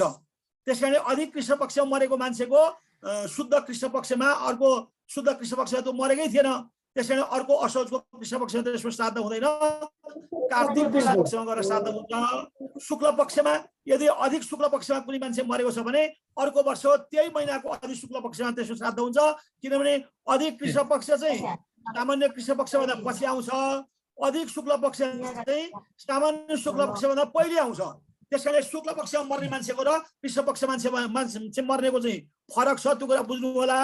कृष्ण पक्षमा मर्ने मान्छे चाहिँ अर्को महिनाको कृष्ण पक्षमा जान्छ, शुक्ल पक्षमा मर्ने मान्छे चाहिँ अर्को वर्ष त्यही महिनाको शुक्ल पक्षमै हुन्छ। यसपछि अरू कसैको जिज्ञासा हुँदाखेरि जिज्ञासा गुरु नमस्कार। निकै बितिसकेको। हजुर, मेरो एउटा जिज्ञासा म प्रश्न गर्न गइरहेको छु। हजुर। यो 16 श्राद्धमा सबैजनाले प्राय 6 वटा पिण्ड दिएको छ, खास चाहिँ के हो, कतिवटा दिनुपर्छ, एउटा प्रश्न। अनि दोस्रो प्रश्न भनेको तीर्थ श्राद्धमा कोही यो पौखे औँसीमा श्राद्ध गर्दा एउटा मात्रै ऋषि थापेर गर्छन्, कसैले 4 वटा ऋषि पनि थाप्छन्, यसको के छ नियम? तपाईँको पहिलो प्रश्नको उत्तर चाहिँ मैले अहिले यत्रो विधि 1 घण्टा भाषण गरेकै। तपाईँको पहिलो प्रश्नमा तपाईँ त्यो भाषण गर्दा कहाँ हुनुहुन्थ्यो भन्नुहोस्? म माथि थिएँ, यहाँ खोइ भएन, लागेन, बल्ल बल्ल लाग्यो। अब तपाईँले यो भिडियो फेरि सुन्नुहोस्, पछाडि भिडियो आइहाल्छ, त्यसमा मैले प्रशस्त मात्रामा बोलेको छु 1 घण्टासम्म है। अब दोस्रो प्रश्न चाहिँ के छ भने तीर्थ श्राद्धमा जहाँसम्म कुरा छ, तीर्थ श्राद्ध गर्ने 3टा विधान छन् हेर्नुहोस्। तीर्थ श्राद्धमा श्राद्धम पिण्डदानम तर्पणम छ भनेको छ। तपाईँ साह्रै हतार छ भने तीर्थमा गएर तर्पण मात्रै गरेर हिँड्नु भयो भने श्राद्ध पुरा हुन्छ भनेको छ। तीर्थ श्राद्धमा त्योभन्दा अलिक फुर्सद छ भने पिण्डदानसम्म गरेर पाउँछ भने पिण्डदान गरेर मात्रै हिँड्नु पाउनुहुन्छ। होइन म ढुक्कले श्राद्धै गरेर हिँड्नुपर्छ भन्नु लाग्छ भने काम्य छ, धुरीलोचन हो भनेको छ। धुरीलोचन नाम गरेका विश्वदेव स्थापना गरेर पितृ ब्राह्मण स्थापना गरेर तीर्थमा श्राद्ध गर्नुपर्छ। र तीर्थ श्राद्ध महालयवत हो, तर तीर्थमा साह्रै हतारमा गर्ने हुनाले तीर्थ श्राद्धमा ऋषिहरूले महालय श्राद्धमा गरिने 11 वटा कुरालाई घटाइदिएका छन्। त्यो के घटाइदिएका छन् भन्ने कुरा मैले मेरो किताबमा उल्लेख गरेको छु। 11 वटा कुरा घटाइदिएका छन्। तपाईँले तीर्थ श्राद्ध विधि गर्नु भने थाहा पाइहाल्नुहुन्छ। र महालय श्राद्धमा एकोदिष्ट सबैलाई छुट्टै पिण्ड दिनुपर्छ, तर तीर्थ श्राद्धमा त्यही आवश्यकता बुझेर ऋषिहरूले बुझेर के भन्छ भने तीर्थ श्राद्धे विशेष भन्ने शीर्षक दिएर तीर्थ श्राद्धे ज्ञाति वर्गाणाम कृते एकैव बृहत पिण्डो देय भनेको छ। हेर्नुहोस्, 12 वटा पिण्ड पार्वण पितृलाई 12 या 9 वटा पिण्ड दिएपछि बाँकी एउटा पिण्ड दिएपछि सबै आफ्ना पितृहरूको एकोदिष्टगणको सङ्कल्प गरेर एउटा बृहत पिण्ड भनेपछि नरिवलको दाना जत्रो, अरू पिण्ड चाहिँ आलो अमलाको जत्रो बनाउनु पर्छ भनेको छ तीर्थ श्राद्धमा। आलो अमला जस्तो पिण्ड चाहिँ 9 वटा बनाउने, बाँकी एउटै ठुलो पिण्ड बनाएर ज्ञाति वर्गलाई पिण्ड दिनु भनेको छ। अब मेरो कुनै बेला अब यो दशैं पछाडि मेरो किताब आयो भने मेरो किताबमा तीर्थ श्राद्धको बारेमा खुलस्त व्याख्या गरेको छु मैले, त्यसमा हेर्नु होला। अनि त्यो तीर्थ श्राद्धमा विश्वदेवलाई एउटा गर्दाखेरि अनि घरपट्टिको र मावलपट्टिको एउटा अनि उता उसबाट केही फरक पर्दैन। तीर्थ श्राद्धमा के छ भने विश्वदेव तन्त्रेण एकैव स्थापनीय भनेको छ। कर्काचार्यले त्यसलाई के छ भने तन्त्रेण भन्ने एउटा वाक्य छ संस्कृतमा श्राद्धको विषयमा। तन्त्रेण एउटै विश्वदेव स्थापना गरेर सम्पूर्ण पितृलाई आह्वान गर्न सकिन्छ, 12 वटा पितृलाई, र एउटै पितृ ब्राह्मण स्थापना गरेर सम्पूर्ण पितृलाई स्थापना गर्ने विधि विधान छ। एकैको मुहत्रवा कात्यायनकै सूत्र छ। त्यसकारणले तीर्थ श्राद्धमा धेरै जटिल हुने हुनाले, हतार हुने हुनाले एउटा पितृ ब्राह्मण एउटा विश्वदेव राखेर पनि तीर्थ श्राद्ध गर्न सकिन्छ। त्यसकारणले विश्वदेव राखेर गरिने श्राद्ध एउटा, पिण्ड र तर्पण गर्ने श्राद्ध एउटा, तर्पण मात्रै गरिने श्राद्ध एउटा, त्यति किसिमका श्राद्धले जुन सकिन्छ त्यो काम गर्न सकिन्छ। अनि विश्वदेवमा चाहिँ के अरे यता घरपट्टिको मावलपट्टिको एउटै अनि उता पल्लोपट्टिको अपसभ्यको घरपट्टिको र मावलपट्टिको एउटै गर्न सकिन्छ। त्यसमा पितृहरू हाम्रा पितृहरू तपाईँसित समय पितृहरू पनि बडा मिलिजुली खान्छन्। तीर्थ श्राद्धमा त्यो छोडिदिएको छ ऋषिले। ए हजुर, हस् त हस्, धन्यवाद। अर्को यहाँ जिज्ञासा राख्नु भएको छ भरत भट्टराई गुरुले, क्रियापुत्रीले पाकेको केरा 12 दिनभित्र खानुहुन्छ कि हुँदैन भनेर जिज्ञासा राख्नु भएको छ। के जिज्ञासा अरे? क्रियापुत्रीले पाकेको केरा 12 दिनभित्र खानुहुन्छ कि हुँदैन भनेर। अब यो चाहिँ पाकेको केरा खाने चलन छ, किनभने काँचो केरा चाहिँ सधैँ पाइने, पाकेको केरा सधैँ नपाइने भन्नाले पाकेको कुरा निषेध गरेका छ। पाकेको केरा खानु त भएन। जस्तो दुध जैसुकै पवित्र भए तापनि 13 दिनसम्म दुध नखाने वचन छ। त्यसैले पाकेको केरा पनि हुँदैन, काँचै केरा घिउसित बजारसित फुराएरै खानुपर्छ। गुरु अनि अघि हजुरले भन्नुभयो नि त्यो कोलामा मालको कोला मात्रै खाना हुन्छ अरू चाहिँ उ गर्नु हुँदैन भन्नुभयो, चढाउन हुन्छ अरू चढाउन हुँदैन भन्नुभयो। अनि कसैले चाहिँ फेरि जहाजी कोला चढाउन हुँदैन, अरू त पहेँलो कोला चाहिँ अर्को के चाहिँ चढाउन हुन्छ भन्छन्। के हो यो नियम? होइन, केरा चढाउन निषेध छैन। केरा चढाउन, केराको पात मात्रै निषेध हो। मैले अघि नै भनिसकेँ, केराको पात मात्रै निषेध हो, केरा निषेध छैन। पाएसम्म तपाईँ मालभोग केरा पाएन भने चाहिँ अर्को जहाजी केरा पनि चढाउनु हुन्छ, निषेध छैन। जस्तो तपाईँ हामी भनौँ कसैले घरमा खाना खान बोलायो भने खिर समेत भात समेत दिन्छ भने नि खान्छौँ हामी, दाल भात तरकारी दियो भने त्यही पनि खान्छौँ, भोक लाग्यो हुन्छ गुन्द्रुक र भात तरकारी दियो भने खान्छौँ नि। त्यस्तै हो। त्यसैले केरा भर्सक पायो भने मालभोग केरा खाने, मालभोग केरा पाएन अर्को केरा चाहिँ अनिवार्य हो। केरा अनिवार्य चढाउनै पर्छ। पाएसम्म मालभोग केरा, नपाएसम्म जुनसे पनि गर्नुपर्छ। जहाजी पनि चढ्छ। अनि गुरु त्यस्तै हो, पाइन्छ। यो कोला चढाउँदाखेरि के भेट्नु चुडाको चढाउनु हुँदैन भन्छन् कसैले, के हो गुरु यो? भेट्नु चुडाको केरा चाहिँ अशुद्ध हुन्छ, चढाउनु हुँदैन, भेट्नु सहितको चढाउनु पर्छ। यहाँ मलाई एउटा हरिशरण खतिवडाको एउटा प्रश्न आएको छ, 6 मासमा मर्ने को नि भन्ने प्रश्न आएको छ। 6 मासको बारेमा मैले पुरुषोत्तम गुरुसित 2 महिनासम्म टेलिफोनमा पढेर 6 मासको बारेमा 2 महिनासम्म पुरुषोत्तम गुरुमासित पढेर 6 मासको पात्र राखेर मैले मेरो यो साधो गीतामा 6 मासका सम्बन्धमा भन्ने एउटा च्याप्टर 3-4 पेजकै च्याप्टर लेखेको छु। म अहिले त्यो 6 मासको बारेमा यहाँ व्याख्या गरेर तपाईँहरूले बुझ्नुहुन्न। त्यो किताबको व्याख्या गर्नुहोस्। 6 मासको पात्र समेत राखेर व्याख्या नगरिकन 6 मास अधिक मास जस्तो सहिलो छैन 6 मास। त्यसैले 6 मासको बारेमा चाहिँ तपाईँहरूले कुरा गर्ने हो भने म 6 मासको मात्रै 1 घण्टाको कार्यक्रम राख्नुपर्छ, अनि मात्रै भन्न सक्छु। हजुर, यहाँ अर्को हरि दाहाल सानो मान्दा सर, एउटा सानो मैले राखिहालेँ।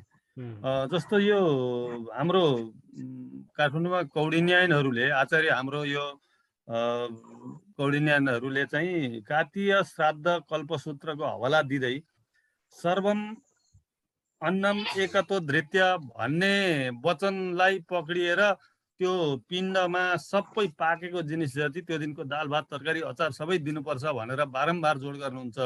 यो के हो सर? यो सर्वम अन्नम एकतो धृत्यको हवाला छ उहाँहरूको। अब यसो सुन्नुहोस् है, अब यहाँ शिवराज आचार्यको कुरा आइहाले। मैले पनि मेरो किताबमा शिवराज आचार्यको प्रशस्त कुरा गरेको छु र मैले के भनेको छु भने हाम्रो यो युगमा 100 वर्षको बिचमा श्राद्धको बारेमा खोज गर्ने अनुसन्धान गर्ने काम शिवराज आचार्यले जतिको कसैले पनि गरेका छैन। त्यसपछि श्राद्धको बारेमा अध्ययन गरेको भनेको पुरुषोत्तम गुरुले नै हो। यी दुईटा मान्छे चाहिँ यो युगका सबभन्दा युग पुरुषहरू हुन्। तर पुरुषोत्तम गुरुले गरेको अध्ययनमा पनि आखिरी गुरु पनि त गुरु नै हो, मान्छे नै हो। मैले अघि नै भने अच्युत चाहिँ भगवान मात्र छन्, गुरुका पनि कतिपय त्रुटि होलान्, शिवराजका पनि कतिपय शिवराज गुरुले कतिपय त्रुटि होलान्। उहाँले अध्ययन गर्नुभएको छ, तर उहाँले त्यो अन्न सबै एकत्र गरेर उहाँले त मलाई व्यक्तिगत रूपमै भन्नुभएको छ, भात समेत हामी दाल भात तरकारी समेत सबै मिसाएर पिण्ड दिन्छौँ भन्नुभएको छ। यो कहीँ शास्त्र सम्मत हो जस्तो लाग्दैन, किनभने भात चाहिँ अशुद्ध भएकै कारणले चुलाबाट निकाल, अहिले पो हामी बुर्जुत्ता लाएर नि भात खान थाल्ने पाउनेहरू भयौँ र गडबड भयो त। अब चुलाबाट दाल र भात निकालेर बाहिर लगाएर चढाउने हुँदैन, आँगनमा लैजाने हुँदैन, बाहिर यदि श्राद्ध बाहिर छतमा गरिएको छ भनेदेखि त्यहाँ लैजाने हुँदैन। त्यस कारण शिवराज गुरुले लेखेको भए तापनि, कुनै ऋषिहरूले भनेको भए तापनि भात चुलाबाट निकालेर पिण्डमा मिसाउन पाइँदैन। त्यस कारणले नै पिण्ड चाहिँ पायसको बनाऊ, खिरको बनाऊ, खिर र दुधको बनाऊ, दुध र चामल हालेर पिण्ड पकाऊ भनेको कारणै त्यसैका लागि हो। त्यस कारणले शिवराज गुरुले जैसुकै श्राद्ध पुरा जाने तापनि त्यो काम चाहिँ मलाई ठिक हो जस्तो लाग्दैन मेरो विचारमा। गुरु यसमा उहाँहरूले भन्ने ठ्याक्कै वचन के हो भनेदेखि श्राद्ध त्यो भनौँ न पाकघर भन्दा बाहिर गर्नै मिल्दैन भन्नुहुन्छ त उहाँहरूले? होइन, पाकघर भन्दा ठिक छ त हो, पाकघर भन्दा बाहिरबाट मिल्दैन। प्राङ्गणै भनेको छैन, प्राङ्गण भनेको चाहिँ श्राद्ध चाहिँ भान्सामै मात्रै गर्नु, प्राङ्गणै भनेको पनि छैन त। प्राङ्गण भनेको मजेरी पनि हो, प्राङ्गण भनेको मजेरी पनि भयो, बरन्डा पनि भयो, आँगन पनि भयो, दलान पनि भयो। त्यो दलानमा गर्न मिल्छ। त्यसैले उहाँले पाकघरमै गरेर गर्नुहुन्छ र त्यो पिण्ड दिनुहुन्छ भने त त्यो ठिकै भयो त। पाकघरको क्षेत्र श्राद्ध क्षेत्र त्यो गर्नुमा त्यसमा केही फरक परेन। तर हामीले भान्सै घरमा श्राद्ध गरेनौँ भने त त्यो कुरा त दोष भयो नि त, श्राद्धको चिज दोष हो। उहाँले त्यसरी गर्नुहुन्छ भने त्यसमा केही आपत्ति मान्नु पर्ने कुरा भएन। पाकघरमै गर्ने, पाकेको अन्न जति सबै जे छ त्यो पिण्ड दिने नै भनेर जोड गर्नुहुन्छ। अब त्यसलाई कुन उहाँले गर्नुहुन्छ, मैले सुनेको छु उहाँले गर्नु नै त्यही भएको छ, किताबमा पनि त्यही लेख्नु भएको छ। तर हामीले त्यो कुरा वचन मान्दैनौँ, किनभने हामी पाकघरमै भान्साघर कसैको सानो हुन्छ त्यसमा गर्दैनौँ। अन्त्य गरेपछि त्यो भात त लैजानु भएन नि त। त्यस कारणले भात चढाउने, भान्सामा भात चढाउने नियम भएकै त्यही कारणले हो। पाकघरमा गरियो भने चाहिँ पाइयो। त्यही कारणले हो। गुरु पाकघरमा गरियो भने पाइयो, पाकघरमा गरियो र पाकघरकै क्षेत्रभित्र गरियो भने पाइयो, कसैले चाह्यो भने। हजुर हुन्छ। अब हामी अन्तिमतिर आइसकेका छौँ। यहाँ हरि दाहालज्यूले लेख्नु भएको छ, विवाह नगरी ल्याएकी आमा पहिला गएपछि मृत्यु भयो, अब छोराले कर्म के र कसरी गर्ने भनेर लेख्नु भएको रहेछ उहाँले। विवाह नभएकी आमा कसरी, विवाह कस्तो नभएकी भनेको के हो? विवाह नगरी ल्याएकी आमा भनेको अब औपचारिक होइन, ल्याएकी आमाको पनि छोराको त कर्तव्य हो, श्राद्ध गर्नै पर्छ। तर त्यो श्राद्ध गर्दाखेरि जस्तो क्रिया गर्दाखेरि सपिण्डी चाहिँ गर्दाखेरि चाहिँ गायत्री सरस्वती सावित्री, सावित्री सरस्वती गायत्रीमा गर्नुपर्छ, मातृ पितामय प्रपितामयमा हुँदैन त्यो सपिण्डी गर्नु चाहिँ। तर श्राद्ध छोराले गर्नुपर्छ।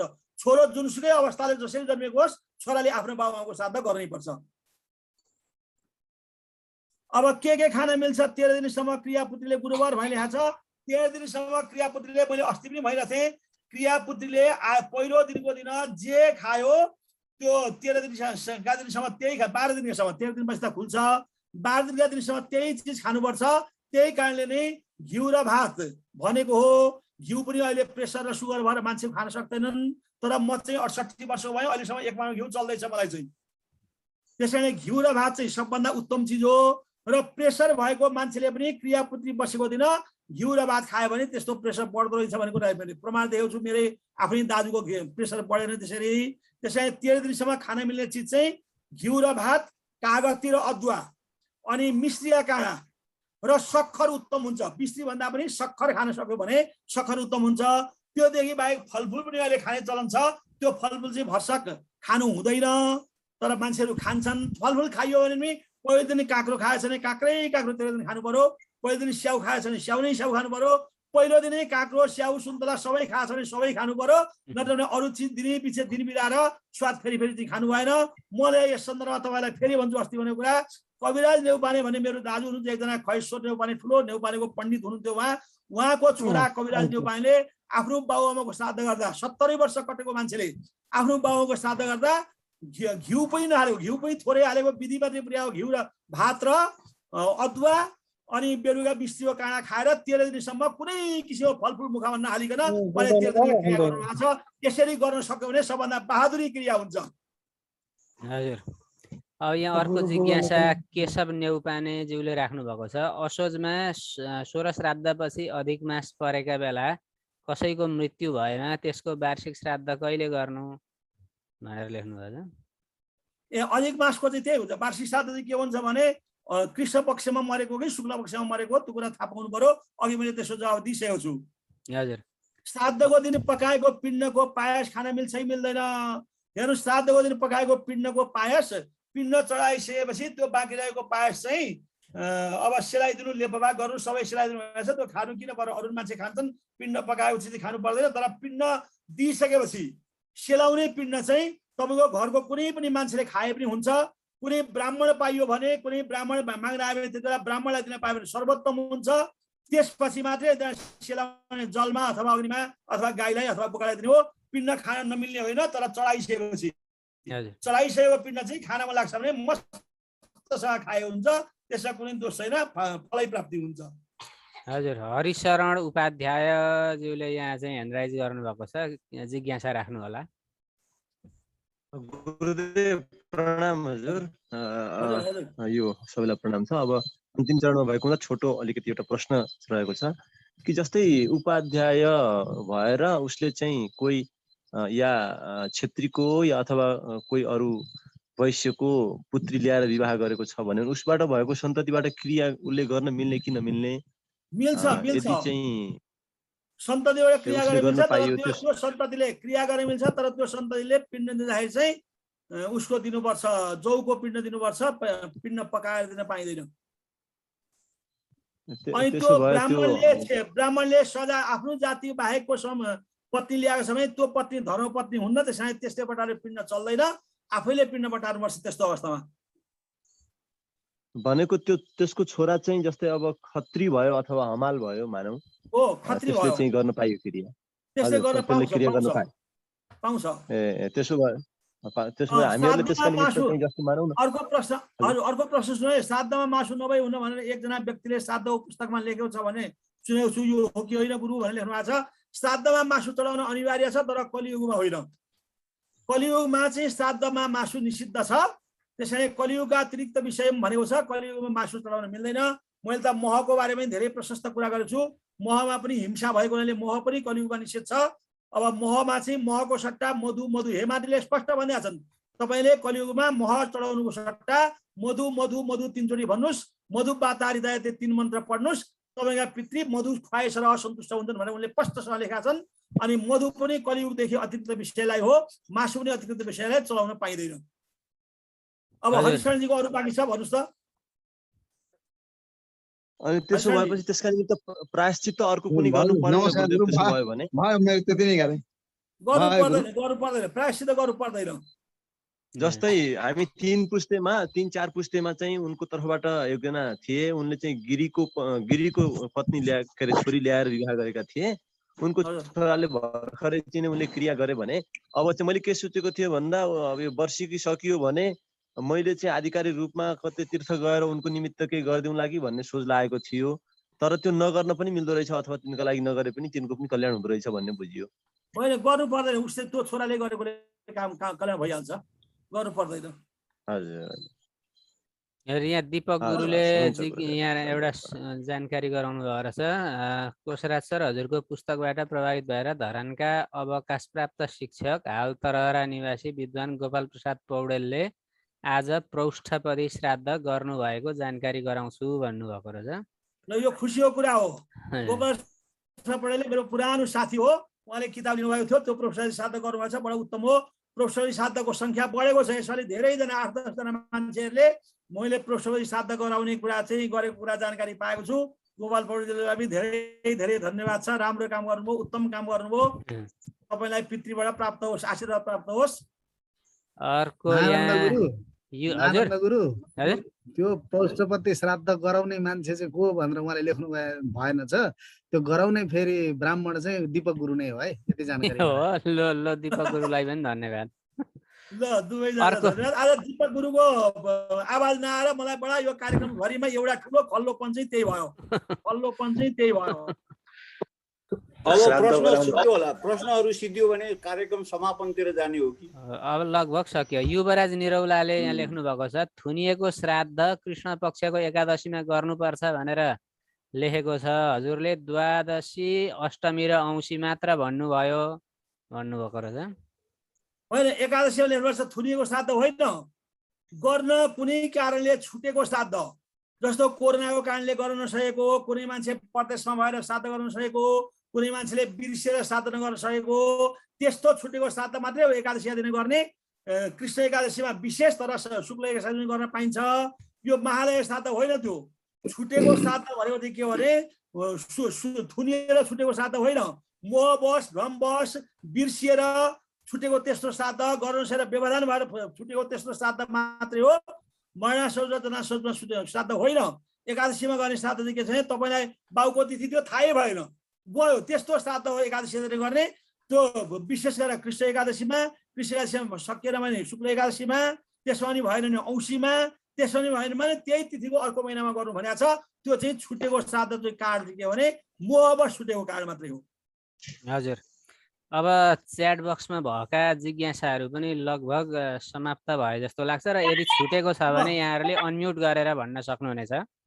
केही जिज्ञासाहरू देउपानेको फोन नम्बर, मेरो नाम कोशराज हो। तपाईँले कसैले कोशराज लेख्नुहुन्छ, पर स क एउटै सुनिन्छ, कपुरी क हो। कोशराज देउपानेको फोन नम्बर तपाईँहरू टिप्नुहुन्छ भने म बिस्तारो भनिदिन्छु, 9841 98 यी पनि लेखिदिन्छु, 9841। गुरु एकैछिन डट पेन खोज्नु पर्यो। 9841 38 78 36। हुन्छ, यी च्याट बक्समा लेख्दा भइहाल्छ। गुरु एकछिन एक नम्बर 9841 38 78 36 यामै लेखेको छु है मैले। 9841 9841 38 78 36 38 78।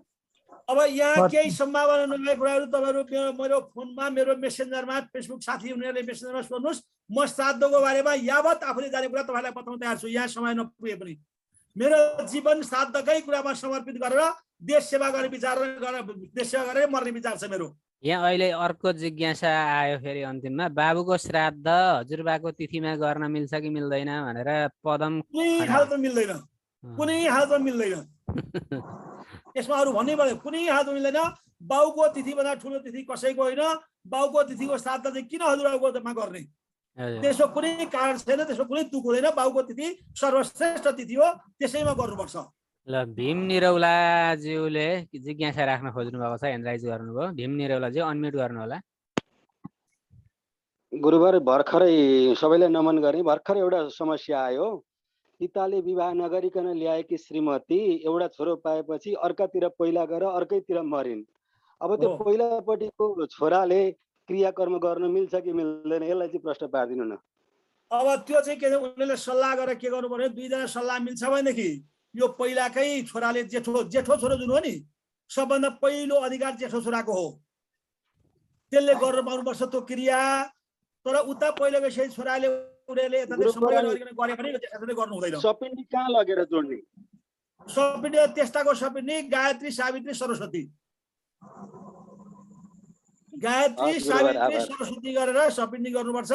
यता आमातिर सपिन्डी जोडिँदैन त्यस्ता मान्छेको, किनभने गोत्रै भएको छैन, गोत्र नभइकन त्यसमा सपिन्डी जोडिँदैन। त्यसमा गायत्री सावित्री सरस्वती त्यो पनि टिप्नु होला है तपाईँहरू धेरै मान्छेले। गायत्री सावित्री देवी हुन्, त्यसमा सपिन्डी गइसकेकी छन्। अब उतापट्टि पनि उनले छोराछोरी पाइसकेकी छन्। अब उताका र यताकाको सल्लाह मिलेन भने पहिलापट्टिका छोराले बेग्लै ढिकुरो उठाएर क्रिया गर्न पाउने कि नपाउने? गर्नु हुँदैन। दुईतिर यो क्रियाको काम वर्ष दिनभरिका काम एक ठाउँ मात्रै गर्नुपर्छ। दुई ठाउँ भयो भने दुईटैतिरको पितृले पाउँदैनन्, त्यो भ्रष्ट हुन्छ। त्यो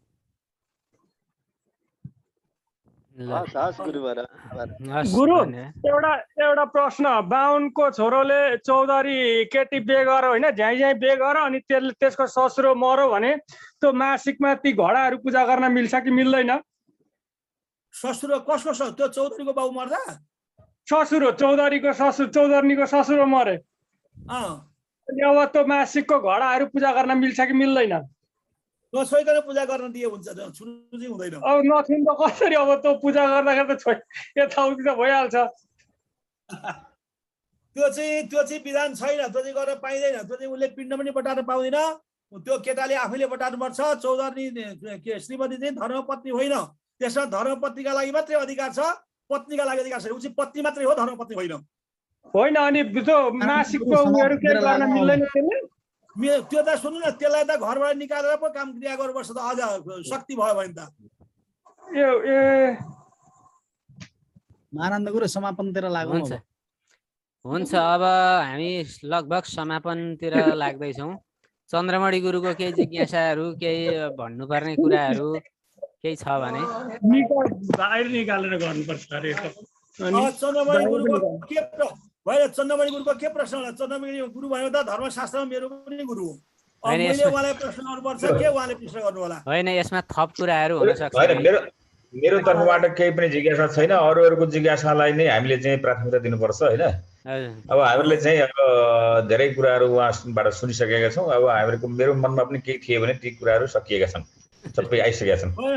चन्द्रमणिले प्रश्न गर्नु भने त म त थरथर कामिहाल्छु नि। मैले सोध्ने हो उहाँलाई होइन, त्यस्तो कहाँ हुन्छ र। अब होइन, अब हामी सबैको जिज्ञासा हजुरले मेटिसक्नु भएको छ, त्यही भएर गोपाल भण्डारी गुरुले केही थप्नु पर्ने छ भने थपौँ।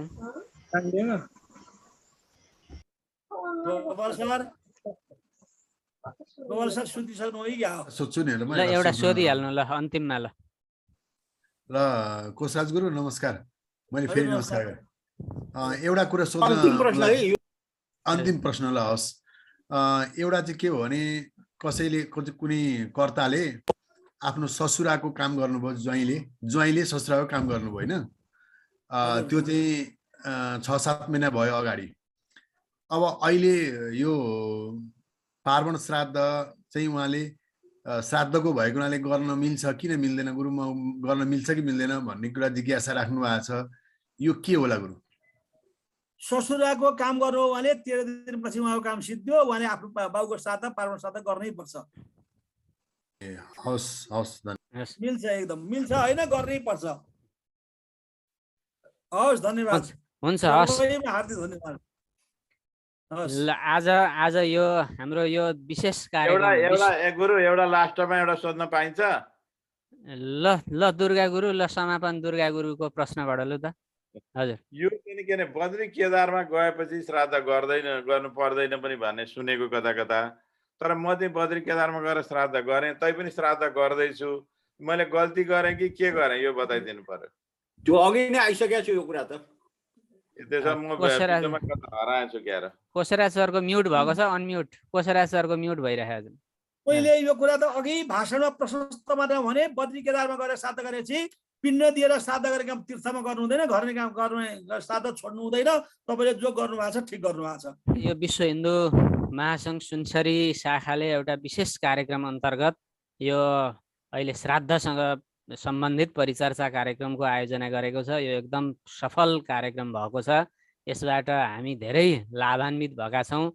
श्राद्धसँग सम्बन्धित विभिन्न समस्याहरू के गर्ने के नगर्ने भनेर हामीले चाहिँ अनुभव गर्दै आएको, महसुस गर्दै आएका थियौँ र यसमा धेरै समाधान भएको छ। आज धेरै हामी चाहिँ प्रष्ट भएका छौँ र यसका लागि प्राध्यापक कोशराज न्यौपाने सरप्रति हार्दिक कृतज्ञता प्रकट गर्दछौँ।